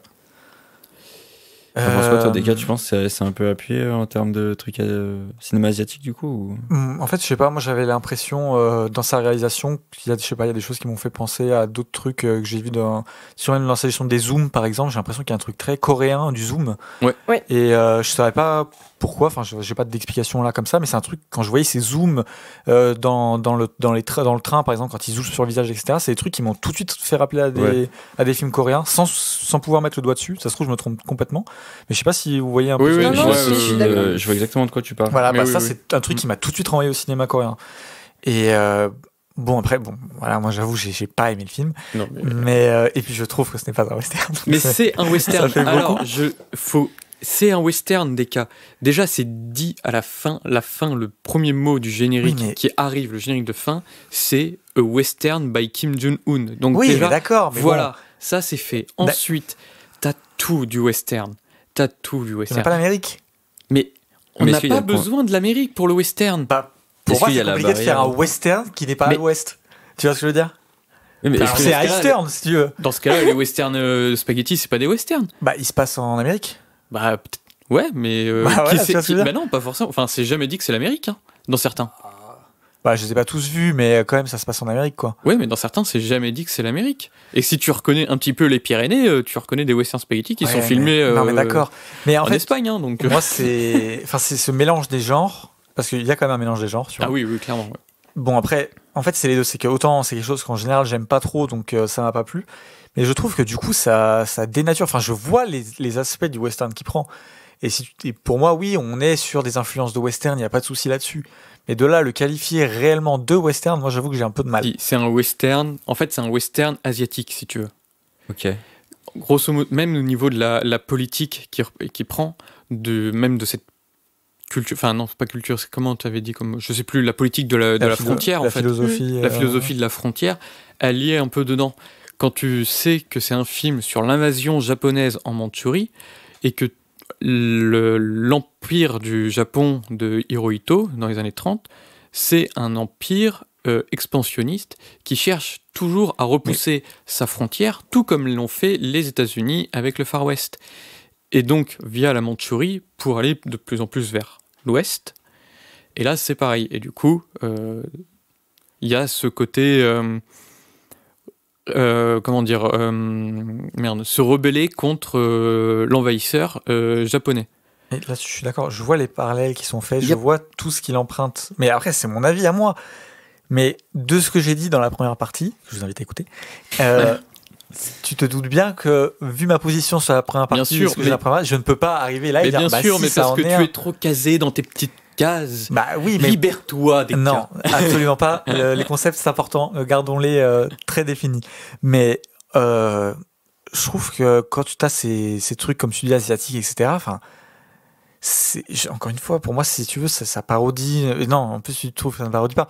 Mais surtout que ça prend plus du western spaghetti que du western, que je considère Oui, déjà ça, c'est comme vrai. une sous-catégorie du western. C'est-à-dire qu'on a le western, on a une sous-catégorie qui est le western spaghetti, et on prend cette sous-catégorie pour en faire enfin, tu vois ce que je veux dire, et qu'on mélange en plus avec d'autres aspects du cinéma asiatique. Pour moi, On est dans un autre sous-catégorie de western, ouais, tu mais vois. là, on est quand même sur des tiroirs dans les tiroirs dans les tiroirs. Ah, je suis pas d'accord, moi. Donc Mais je tu vois, trouve. par exemple, on a quand même tombé d'accord sur la première partie pour dire que le western spaghetti était la vision globale que tout le monde avait d'un western, tu vois. Oui. Mais ce qui fait qu'au final, que moi je considère que ce soit un western ou pas, ça va juste te déranger toi, là, par exemple, tu vois. Mais bah oui, c'est même pour ça qu'on parle des concepts, etc. Le truc, c'est que... Je vais pas aller taper une personne dans la rue parce qu'il me dit que tel truc, c'est un western. Je suis d'accord. En gros, là, le truc, en gros, c'est que sur cette discussion, en fait, moi, je pourrais pas vous donner d'éléments à la fin, en fait, qui vous disent est-ce que ça rentre dedans, en fait. Non. Je sais que moi, je me bats pour une cause perdue. Je le sais. En gros, là, du coup, c'est est-ce que vous pensez que il peut y avoir un truc dans votre discussion qui peut arriver à faire peser une balance envers moi, ou est-ce que c'est juste un dialogue de sourds où tu vas dire que t'es pas d'accord parce que t'es pas d'accord et lui non, il est parce d'accord, que j'essaie d'expliquer pourquoi je suis pas d'accord. Il essaie du coup, c'est intéressant même pour les gens qui nous écoutent. Et même si tu mets en parallèle avec la première partie, ouais, je sais, même si tu mets en parallèle avec la première partie, peut-être que tu pourrais dire si, c'est un western, ou peut-être non. Et en vrai, même avec ta vision de western que tu as donnée dans ta première partie, peut-être que tu vas dire oui ou non en fait. Il y a aussi. Tu repars sur la vision parce que tu sais que tu pars plus chanceux avec la vision qu'il avait au début. Hein? La vision qu'il avait au début, oui, il dira que c'est un western, je pense. Mais je sais pas, peut-être qu'il changera d'avis en fait en fonction quand il verra peut-être le western de Pauline et tout. En fait, c'est tellement. Mais même dans l'esthétique, je trouve que genre, le bon, il a pas une dégaine de western. Il a une coupe de. Mais non, mais c'est une blague. Il a des coupes et des t-shirts. Oui, mais tu vois ou pas lequel c'est, tu vois, Pauline? Oui, je vois très bien. Oui. Enfin, mais même quand tu vois les fascistes japonais, l'armée japonaise qui est là, pour moi, on n'est plus. C'est le côté un petit peu western, un peu le. Enfin, j'allais dire le western crépusculaire. C'est comme ça que c'est plus ou moins dit, mais je suis pas tout à fait d'accord avec ce terme. Mais grosso modo, c'est comme Red Dead Redemption 2, ou même le premier. On arrive donc là, on est en 1930, et on arrive en fait à un moment où la modernité a pris énormément le pas, mais il y a encore ces éléments du western, genre les colts et tout. Et en fait, voilà. ça se mélange forcément à un moment donné. Et il y a des films qui existent comme ça aux États-Unis et ce sont des westerns. Oui, mais pour moi, je suis d'accord, il a des éléments de western, mais pour moi, ce n'est pas un western. C'est un western. Mais Pauline, toi qui l'as vu, qu'est-ce que t'en penses? Moi, j'en ai déjà parlé. Je trouve que que tu attaches énormément d'importance au mot western, qui, c'est vrai. Certes, à la base désignait tout ce dont tu parles, mais qui a suffisamment évolué pour que moi, ça ne me choque pas qu'on dise que le film de Louis est un western. Ça me choque évidemment pas quand les gens disent que c'est un western. Il s'appelle The Good, The Bad and the Weird. Je veux dire, oui, d'accord. Non, mais du coup, si on me demande, est-ce que selon toi c'est un western? Oui. Au sens western d'aujourd'hui, quoi. Et je me battrai seul dans ma cause perdue. Et du coup, il y a même. Je peux pas t'aider, je suis désolé. Il y a même le côté law and order qui est les militaires. Enfin, c'est même plus. Enfin, c'est plus que de la law and order. C'est des militaires, font plus fascistes, enfin japonais et tout. Et je sais pas, il y a plein d'éléments de western. Au début, j'avoue que quand la première fois je l'ai vu, je me suis dit putain, ça fait quand même plus film d'aventure. Et en fait, je me suis rappelé du Bon, la Brute et le Truand. Donc c'est vraiment l'hommage limite du plagiat. Hein. C'est dans le titre. Je me demande, non. Je l'aurais pas lu quoi, vraiment pour le coup. Mais en fait, Le Bon, la Brute et le Cinglé et le Truand, pardon, de Sergio Leone, ça a plus ou moins la même histoire aussi, avec une histoire de chercheurs au trésor quoi. Ils vont chercher un trésor et tout. Et là, c'est pareil en fait. Donc du coup, je me suis dit bah non, en fait c'est bon, ça rentre aussi. Donc hommage au western. Il a un côté, donc c'est filmé en Mandchourie et tout, et en fait du coup t'as ces grandes étendues désertiques. C'est super agréable et un peu nouveau de changer de décor. Genre les westerns, t'as toujours ce côté, t'as 2-3 cactus là, t'as Monument de Vallée au fond, et là d'un coup tu vois un tout nouveau décor qui est un désert asiatique. Enfin, c'est super agréable déjà, c'est un peu rafraîchissant et tout. Les villes et tout, c'est très asiatique. On n'est plus du tout sur le côté saloon. Mais il y a ce côté encore de bagarre, de saloon. Enfin, là, c'est pas un saloon, mais voilà, tu vois, il y a des bagarres et tout. Et non, pour moi, c'est un western. C'est l'hommage au western de Kim Jong-un, et il a réussi à faire un western asiatique, quoi. Et déjà, ne serait-ce que ça, te proposer de sortir de la frontière américaine, on y revient à la frontière, tiens, de sortir de cette frontière américaine du western et te proposer du coup un western d'un autre pays, d'un autre continent, moi j'ai trouvé ça super intéressant et pertinent, et j'ai très hâte de voir ton avis sur le film. Ok. Après, le film est quand même peut être parfois très fatigant, c'est parce que ça bouge énormément. Je le confirme. Le montage, et moi c'est un montage que je suis vraiment pas fan, mais qui me dérange pas plus que ça, mais on souffle quoi, vraiment. Il y a sur certaines scènes d'action, je pense à un moment où il échappe à des mercenaires et tout. Putain, t'as pas un plan qui respire quoi.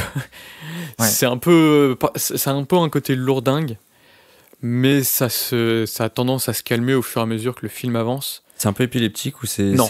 Non, ok. Non, c'est pas épileptique, c'est plus que cette surcharge d'informations. Ouais, c'est ça. Visuellement. C'est genre, pas... il y a que des cuts tout le temps.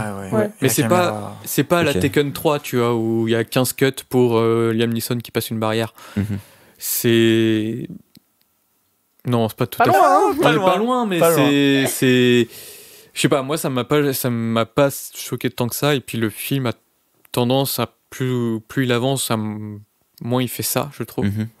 Jusqu'à une chevauchée finale que je trouve magnifiquement bien faite. Vraiment, je trouve ça superbe. Aux côtés de chevaux et de voitures militaires. C'est un peu un mix des genres, vraiment, que moi je kiffe. Et puis un final que j'aime beaucoup, quoi. Vraiment, que j'aime beaucoup. Il y a tout un côté politique. Donc, déjà, ne serait-ce que sur le fond d'invasion japonaise et tout, mais aussi, sans trop en dire, mais c'est aussi une façon peut-être du réalisateur de parler de l'invasion en général. La Corée du Sud encore a été longtemps sous mainmise des États-Unis et tout.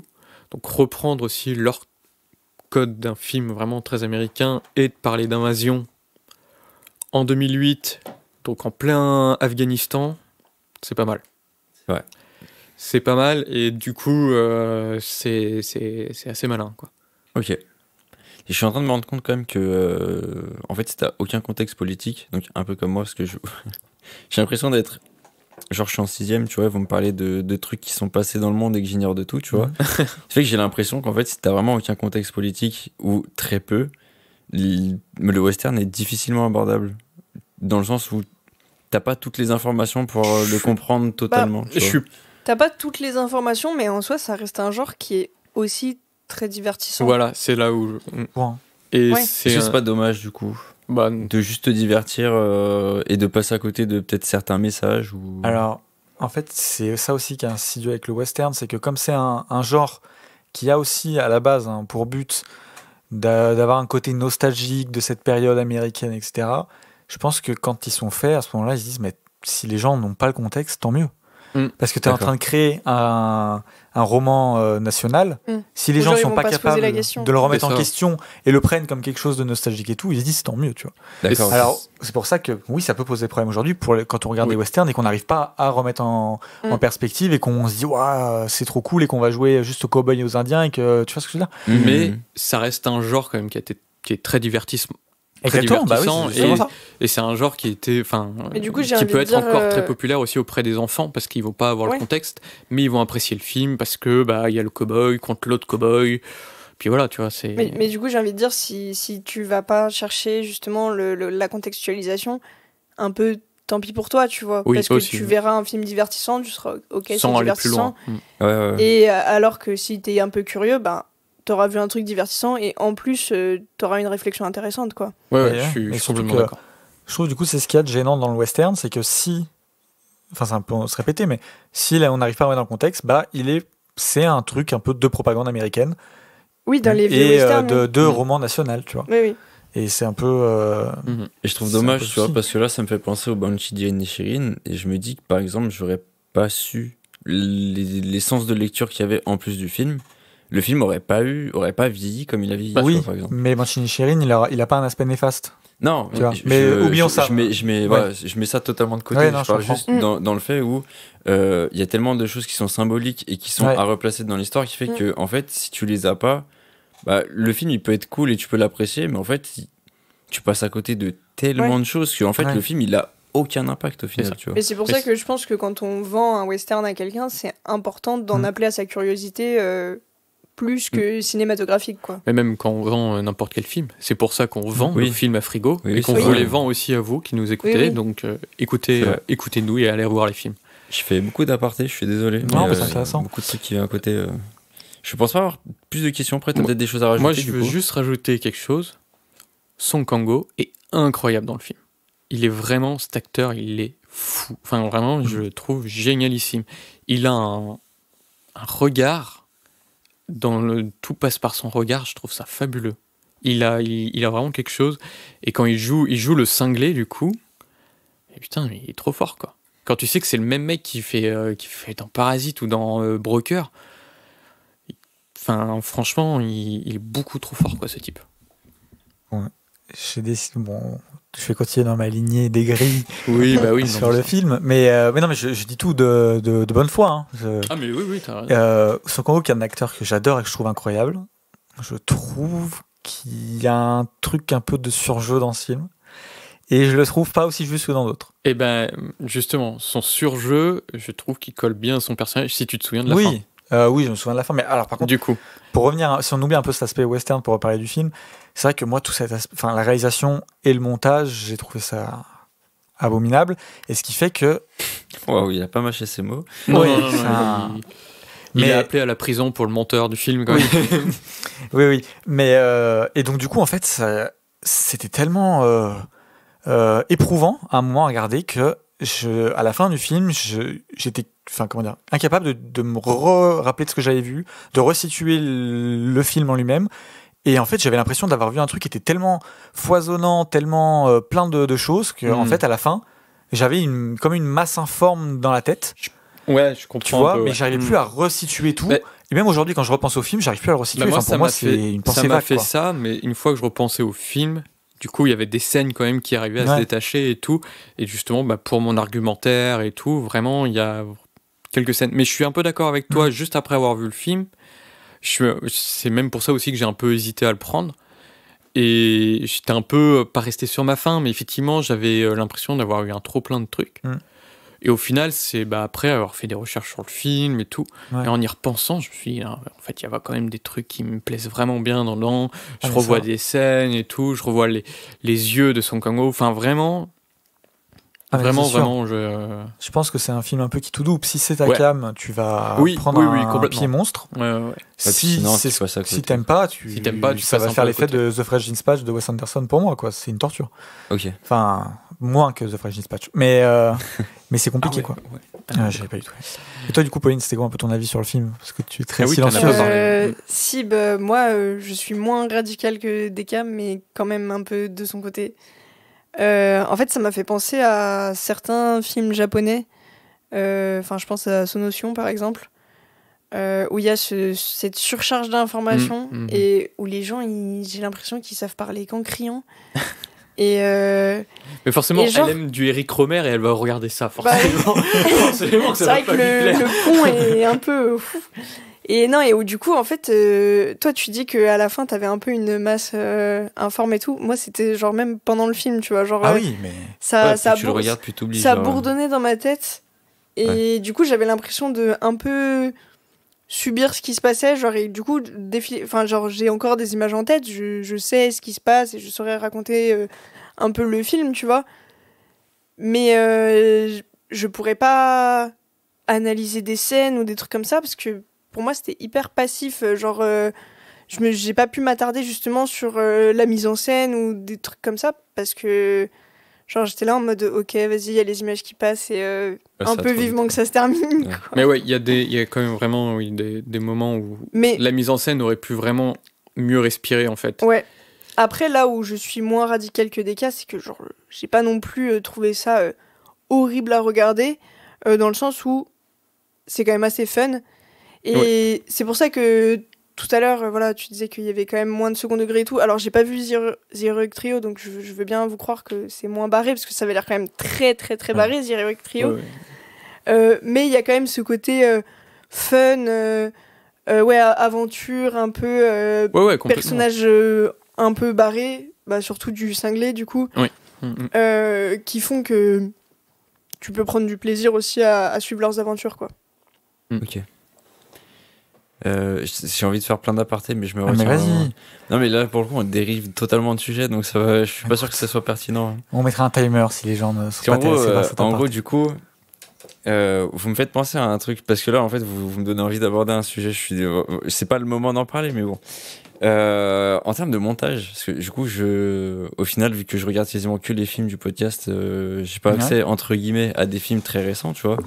Mais mon autre source... non, mais enfin, je regarde pas que des films qui sont sortis cette année, quoi.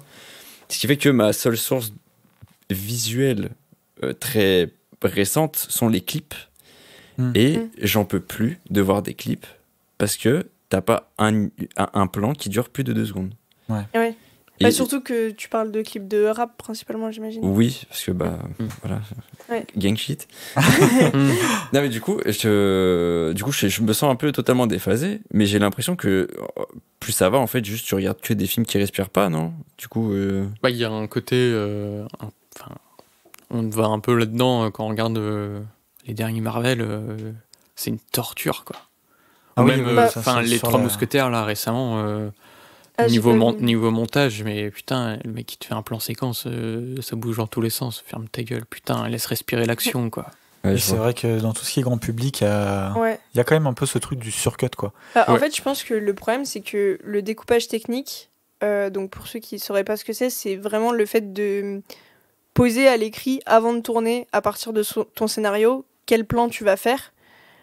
C'est une étape qui est archi importante, vraiment clé. C'est genre le truc le plus important, je pense, de la préparation d'un film. Et je pense que c'est sous-côté de et ouf voilà. maintenant, et je pense que en fait, c'est dur de faire un bon découpage technique parce qu'il faut avoir une hyper bonne représentation mentale de ce que ta séquence va donner.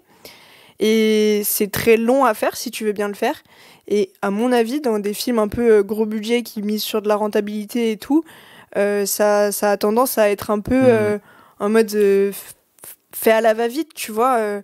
Et du coup, tu te retrouves et aussi pour simplifier, entre guillemets, pas vouloir se lancer dans des trucs un peu trop compliqués techniquement. Ne pas se lancer dans la chorégraphie aussi. Ouais. Et du coup, c'est cacher le manque de moyens.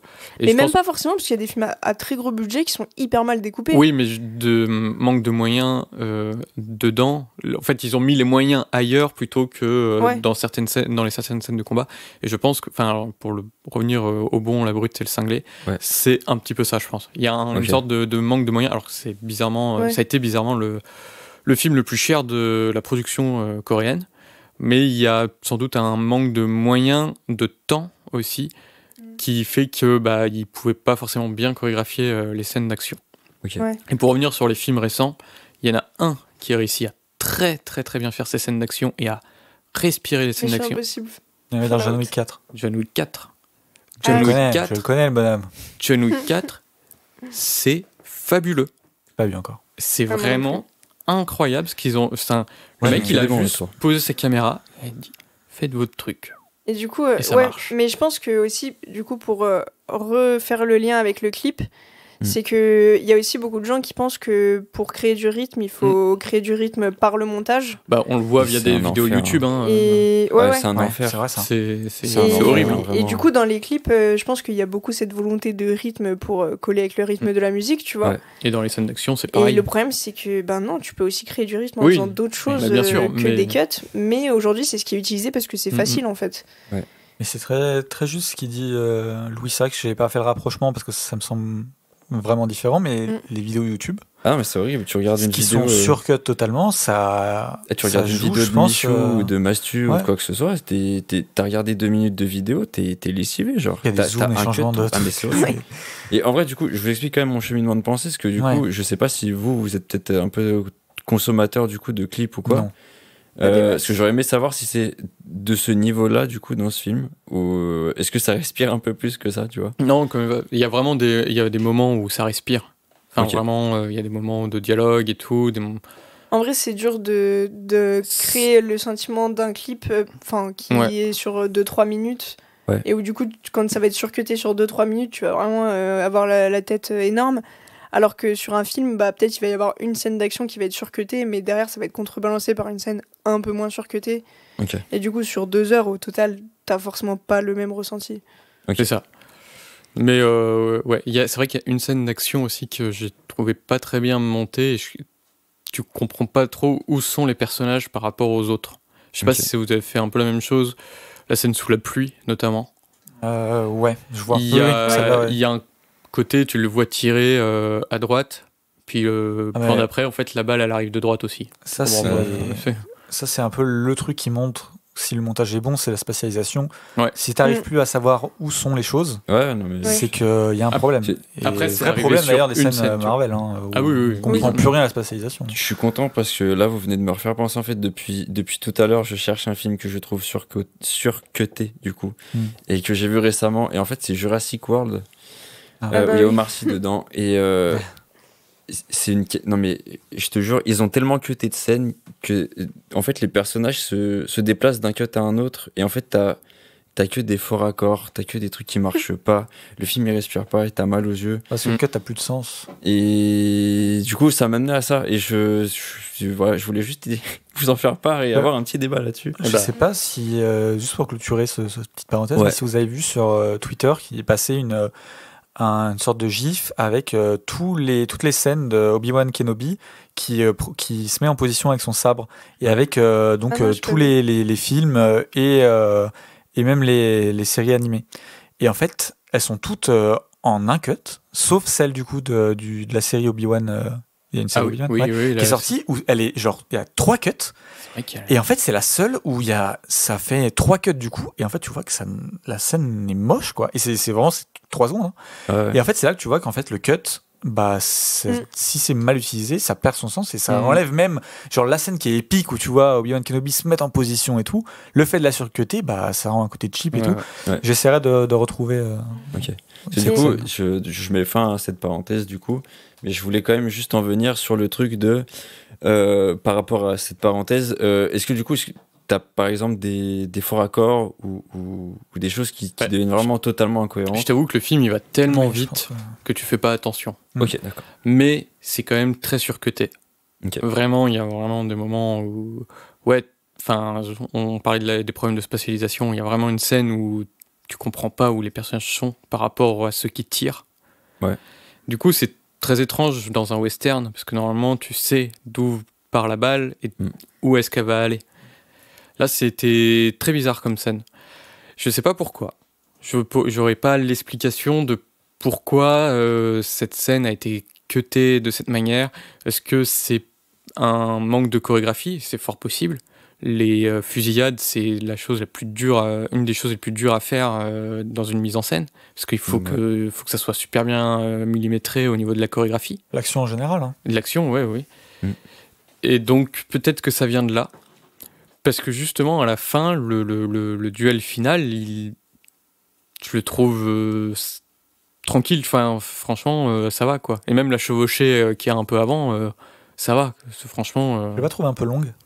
Un petit peu, mais en fait, la musique est quand même trop cool et j'étais en mode, c'est trop bien. Ok. Mais moi, c'est vraiment un film que j'ai beaucoup aimé malgré tout. J'ai réussi à passer outre tous ces problèmes. Ils existent, ils peuvent gêner. Moi-même, il y a certains problèmes qui m'ont gêné. Mais je sais pas, putain, j'ai pris un kiff énorme devant cette histoire d'aventure, devant ces 3 personnages qui sont un peu déjantés et tout, et qui se chassent entre eux. Ouais, c'est même donné envie de jouer à Red Dead Redemption et de monter sur le train et de tirer sur. Enfin, tu vois, franchement, j'ai pris un pied monstre quand même. Ok. Et tant mieux. Ouais. Bon, je suis désolé, du coup, on s'est énormément éternisé sur ce problème de cut. C'est intéressant. Je me dis qu'on en avait jamais parlé en fait et que ça fait depuis un moment que je voulais dire que c'est un truc qui me saoule totalement en fait d'avoir des trucs qui cut tout le temps. Donc, je suis content. Est-ce que tu vas enchaîner du coup des cas peut-être? Oui. Et allez, alors, si tu ne veux pas de cut et pas d'action, j'avoue, je crois qu'on a les 2 films les plus opposés. Ah mais vraiment. Ah bah c'est cool. Au moins je regarderai à la suite, ça m'a aéré l'esprit. Ah bah t'as tapé à la bonne porte. Peut-être commence par celui de Louis et regarde le mien après. Je pense dans ce sens-là c'est mieux, non? Ouais, c'est ce que je voulais faire. Voilà. Pour dormir un petit peu. C'est bon, je suis encore perdu là. Non. Franchement, c'est pour le coup mon film, c'est vraiment pas sûr qu'il aime. Donc Mix Cut Off, j'ai expliqué un petit peu l'histoire. Très rapidement, c'est un film où il ne se passe rien, comme j'ai dit, et de ce côté-là, c'est un petit peu un anti-western, c'est-à-dire que là où dans les westerns, il va y avoir quand même un peu d'action Je vous déteste, vraiment, parce que c'est un style que je connais pas, je vais pas regarder un seul western. Et après, ils me critiquaient sur, est-ce que ton film c'est vraiment un western? Mais moi, je présente un anti-western. Non, mais c'est vraiment un western, Mix Cut Off. pour le Je coup. sais pas, tu dis un anti-western. Mais l'anti-western peut être un western. Ah. C'est juste qu'il prend. Bah, si. Oui. Non, parce que je vois Pauline qui lève les yeux. Ouais. Je sais pas, c'est quand même assez paradoxal. Un anti-western peut être un Non, mais- western. Ah oui. Enfin, bon. Allez, vas-y, développe ton. En ton gros, idée. là où tu vas avoir, t'attends à certaines scènes de course-poursuite, tu vois, ou de chevauchée, d'action, là c'est l'inverse, c'est l'ennui, tout simplement. Et en fait, le film te montre juste, finalement, ces trois familles qui essaient de trouver leur chemin et surtout qui essaient de trouver de l'eau. Parce que c'est un truc, en fait, dans les westerns où il n'y a jamais trop de problème de l'eau, finalement, même quand ils se baladent dans le désert, ils sont quand même dans un désertique et où il y a toujours de l'eau. Ouais. Mais là, il n'y a pas d'eau. Et du coup, on se dit, est-ce qu'ils vont réussir à survivre ou est-ce qu'ils vont juste mourir de soif? Et donc, on a ces trois familles qui vont se déplacer, qui vont prendre le temps. Pour revenir un peu sur le... Enfin, qui vont prendre le temps parce qu'ils n'ont pas le choix. Hein. Ils aimeraient bien aller plus vite. Pour revenir un peu sur le ratio, Kelly Reichardt, elle dit que elle a pensé un peu son film comme... en fait, elle se disait, si j'ai un ratio large, on va voir tout le paysage, on va voir en fait le déplacement de ces... Quand tu parles de de ce ratio, qu'on voit, c'est échelle de le plan. ratio d'image. Ok. En gros, on Ok, est ok, sur c'est quasiment du 4 tiers. Ouais, ok. Elle dit voilà, donc en gros, si j'ai une grande image, on voit en fait leur point d'arrivée, on voit leur déplacement, enfin, on voit leur point de départ, on voit leur déplacement, on voit leur point d'arrivée. Le fait d'avoir un ratio beaucoup plus serré, ça te donne vraiment l'impression d'être là avec eux à ce moment-là et de pas voir vraiment ce déplacement, c'est-à-dire que d'être beaucoup plus perdu. Après, elle fait aussi le lien avec, tu sais, la sorte de coiffe que portent les femmes pionnières à cette époque-là, tu sais, qui Oui. cachent un peu les yeux, qui un Ouais. peu en visière, où elles voient quasiment pas sur les côtés. Ouais, je vois Donc très bien. elle fait un peu un parallèle entre l'utilisation de son ratio et cette coiffe. Et il me semble, par rapport à cette histoire de paysage, et voilà, on est dans des paysages hyper vastes, vraiment des grandes plaines, etc. Et du coup, il y a créé ce paradoxe de l'enfermement dans un paysage infini. Ouais. Et c'est assez intéressant comme utilisation Je trouve que ça marche très du bien. ratio. Ouais. Après, je trouve que la photographie, elle est Magnifique. c'est incroyable. Je crois que c'est peut-être un des films les plus beaux que j'ai vus en vrai. T'as pas dit pareil sur genre. Tous les Tous films. Non. on dit tout le temps tous pareil. Écoutez, donc au final, finalement, sur tous les films qu'on a vus, on en a choisi genre peut-être 12. Si j'ai les 12 plus beaux, c'est quand même... je sais pas dit ça sur Heroic Trio.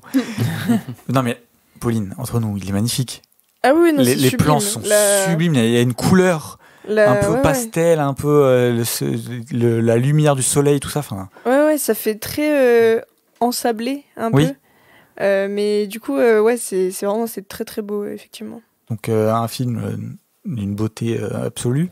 Dans le film, du coup, on a ce que veut un peu montrer Kelly Reichardt, c'est aussi ces dynamiques de pouvoir au sein de ce qu'on voit, que ce soit avec les trois familles qui viennent un peu tous de backgrounds différents. Et ils vont aussi rencontrer un Indien à un moment qui peut symboliser pour eux soit un grand danger, soit peut-être leur dernière chance, voilà, leur salut, leur dernière chance de trouver enfin l'eau. Ouais. Et c'est super intéressant de voir comment il est intégré au groupe. Et je trouve qu'il y a une sorte de parallèle qui se crée entre les femmes du groupe et cet Indien. Et que tu sens que en fait, on est sur deux classes sociales opprimées, en fait. Et que ces deux-là, par cet aspect en commun, vont arriver à créer un lien et à se comprendre d'une certaine manière. Et ça, je trouve que c'est aussi ça. En ça que je dis que c'est un anti-western. Ça en fait pas un western, mais c'est sur cet aspect-là. Et ça, je trouve que c'est magnifiquement bien réussi. Les personnages féminins prennent des rôles qui sont aussi complètement différents des westerns plus traditionnels, où elles prennent beaucoup plus de place. Elles arrivent à comment dire, à s'élever un petit peu dans ce groupe, même si ça reste compliqué et que elles sont quand même ramenées pour beaucoup à cette condition de femme, mais elles arrivent à prendre plus de place dans le récit. Encore une fois, pour ça que je parle d'anti-western. Donc, vous voyez ce que je veux dire, quoi. En fait, ils désamorcent tout ce que tu peux attendre d'un western. Oui. Pour en faire autre chose, mais dans le même voilà. En fait, le contexte est le même. Ouais. C'est juste la manière de faire qui en fait prend à revers un peu ces tropes un peu vieillot, quoi. Mais finalement, tous les westerns un peu récents, ils ont tous quelque chose d'anti-western, finalement. Oui, bien sûr. Même quand on parle de western crépusculaire, il y a aussi un truc de l'anti-western. Ouais.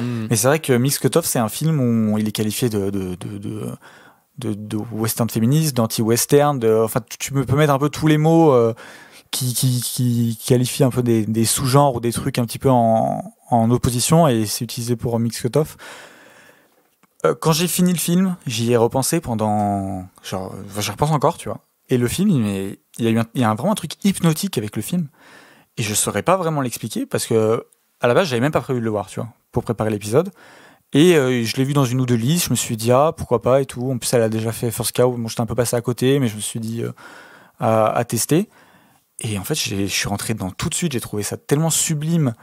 Et en fait, même si c'est lent, même s'il se passe rien, il y a un truc qui te prend, quoi, dans le film. C'est hyper hypnotique. Mais vraiment, c'est abusé. Et il y a un truc, et ça fait le même effet à Pauline, donc je suis content, c'est que Kelly Richard, moi à la base, je m'en fous un peu. Genre, j'ai vu First Cow, j'ai trouvé ça intéressant, mais j'étais un peu passé à côté. J'ai vu Showing Up, mais j'ai un peu dormi tout le long et tout. Et donc en fait, Kelly Richard, je m'en foutais un peu. Et j'ai vu ce film, j'avais qu'une envie, c'était de regarder la filmo de Kelly Richard et de me dire fan de Kelly Richard. Enfin, il y a un truc dans ce film, et c'est rare que ça me fasse ça pour des réals. Mais où j'ai envie de me taper toute la filmo, j'ai envie d'être le fan numéro 1 de Kelly Richard, et je sais pas pourquoi. Moi perso, j'avais vu aucun film de Kelly Richard, et vraiment, genre, je m'en foutais. Enfin, en fait, sur le papier, j'avais pas l'impression que c'était un cinéma qui m'intéressait. Et du coup, j'ai lancé Mix Cut-Off parce que dès qu'elle avait choisi, mais en plus, je me l'étais mis dans ma shortlist de trucs à regarder quand même, parce qu'il y avait quand même le côté intéressant d'une femme qui réalise un western. Et en fait, en le regardant au début, je me suis dit, vas-y, il y a moyen que ce soit chiant, tu vois. Et en fait, tu vois pas le temps passer. Ouais. Genre, tu commences en disant, il y a moyen que ce soit chiant, et genre là, le film se termine, et t'es là en mode, ah ouais, quand même. Et il y a ce truc qui t'hypnotise, qui est hyper efficace, et qui, derrière moi, c'est pareil. Genre, je me disais, vas-y, mais elle a fait quoi d'autre ? Parce que j'ai envie d'en voir plus d'elle, quoi.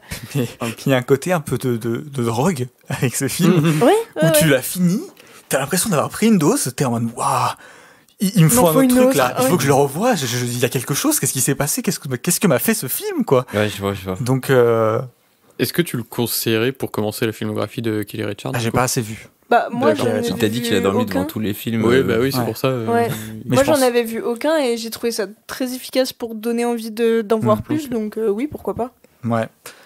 Donc voilà, après quoi dire de plus Moi j'ai une question. Oui. Il y a un shérif ? Non. C'est pas un western. C'est un petit coup en dessous de la ceinture. Mais non, il y a pas un. Bah oui, mais c'est des pionniers. C'est avant en fait.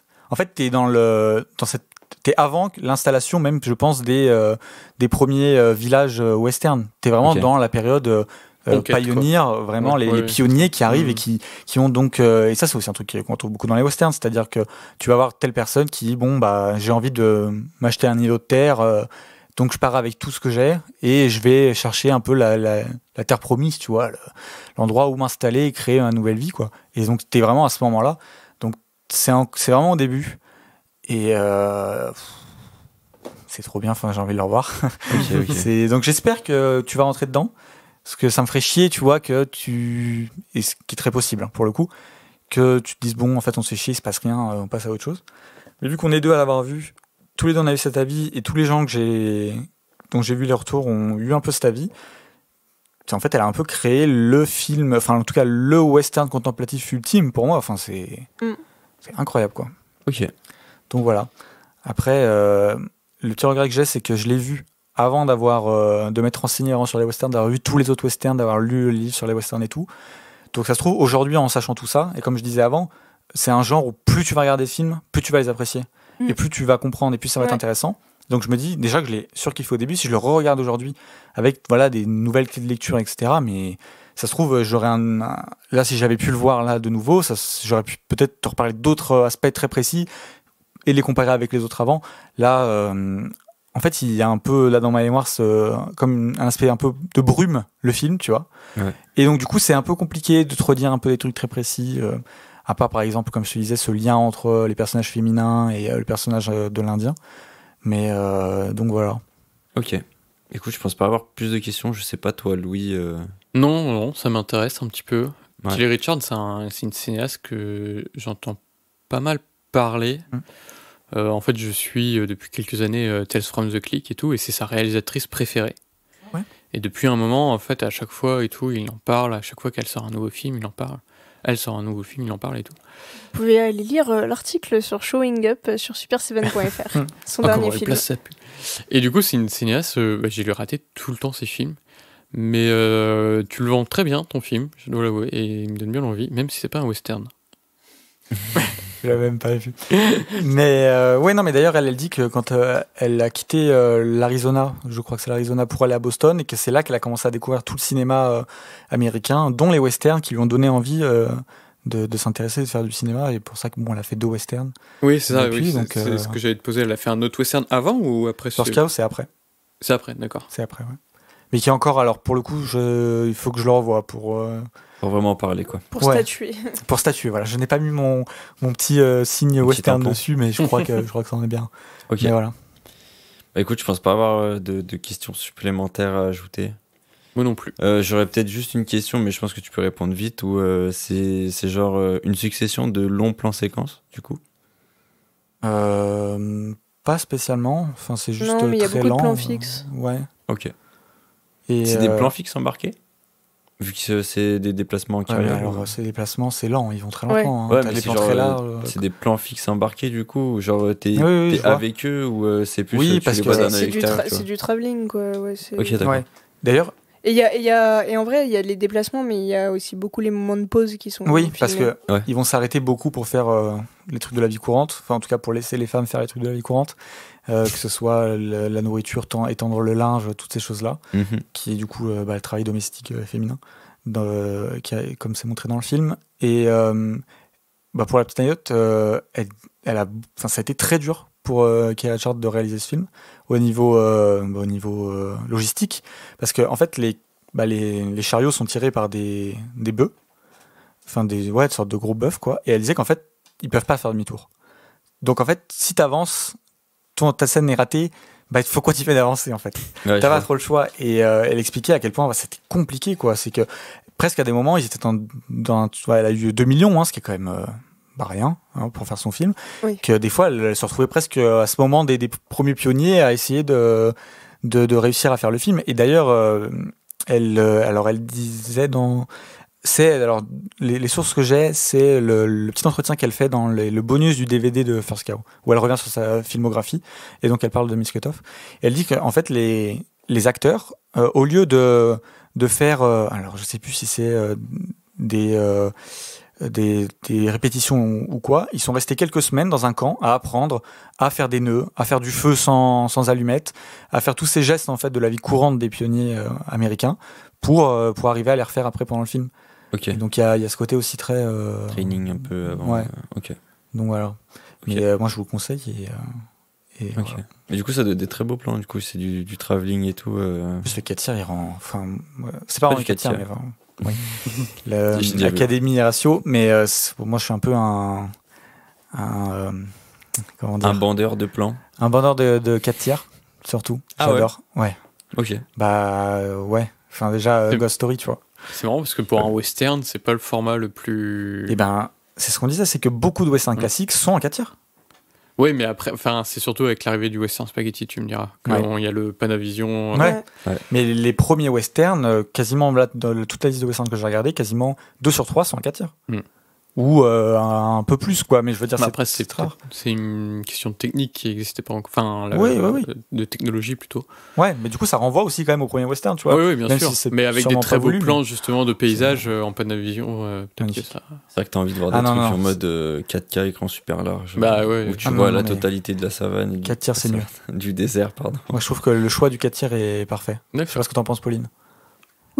Ah, ouais. Pourtant, t'es C'est- pas la c'est- plus grande fan du 4 tiers.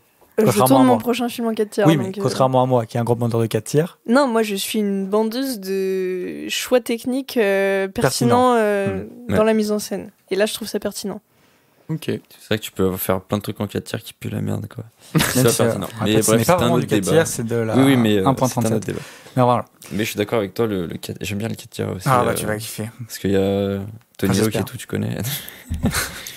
Petit truc de skater, un Oui, peu, le 4 bah tiers, tu vois.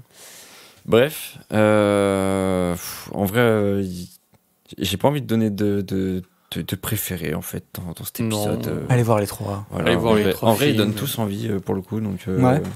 Ouais, en vrai, ils donnent tous envie. Oh là là, on a oublié ta note de découverte de Oh la mince. comédie musicale. Mais est-ce que c'est pas Mince. trop tard pour la donner, du coup? Allô, dis-la. Il n'y a plus de sens, on s'en fiche. Très rapidement. C'est un 5 sur 10. Voilà, Ouais, on passe à la Allez, suite. Ouais. Bon, et bah écoutez, Vraiment, cette intervention. Sans transition. sans transition, nous sommes Sur les réseaux sur sociaux. les réseaux sociaux. Le podcast est sur Twitter et Instagram, Studio 7 Pod. Sur Letterboxd, Studio 7. Mercredi, qu'est-ce qu'on fait mercredi sur les réseaux? Des pâtes, on des gaufres. vous demande quel est votre film préféré. Voilà, c'est ça. Quel est votre western De celui qu'on vous a proposé, celui que vous avez oui, préféré, c'est c'est le ça, le sondage. sondage. Donc C'est voilà, vrai.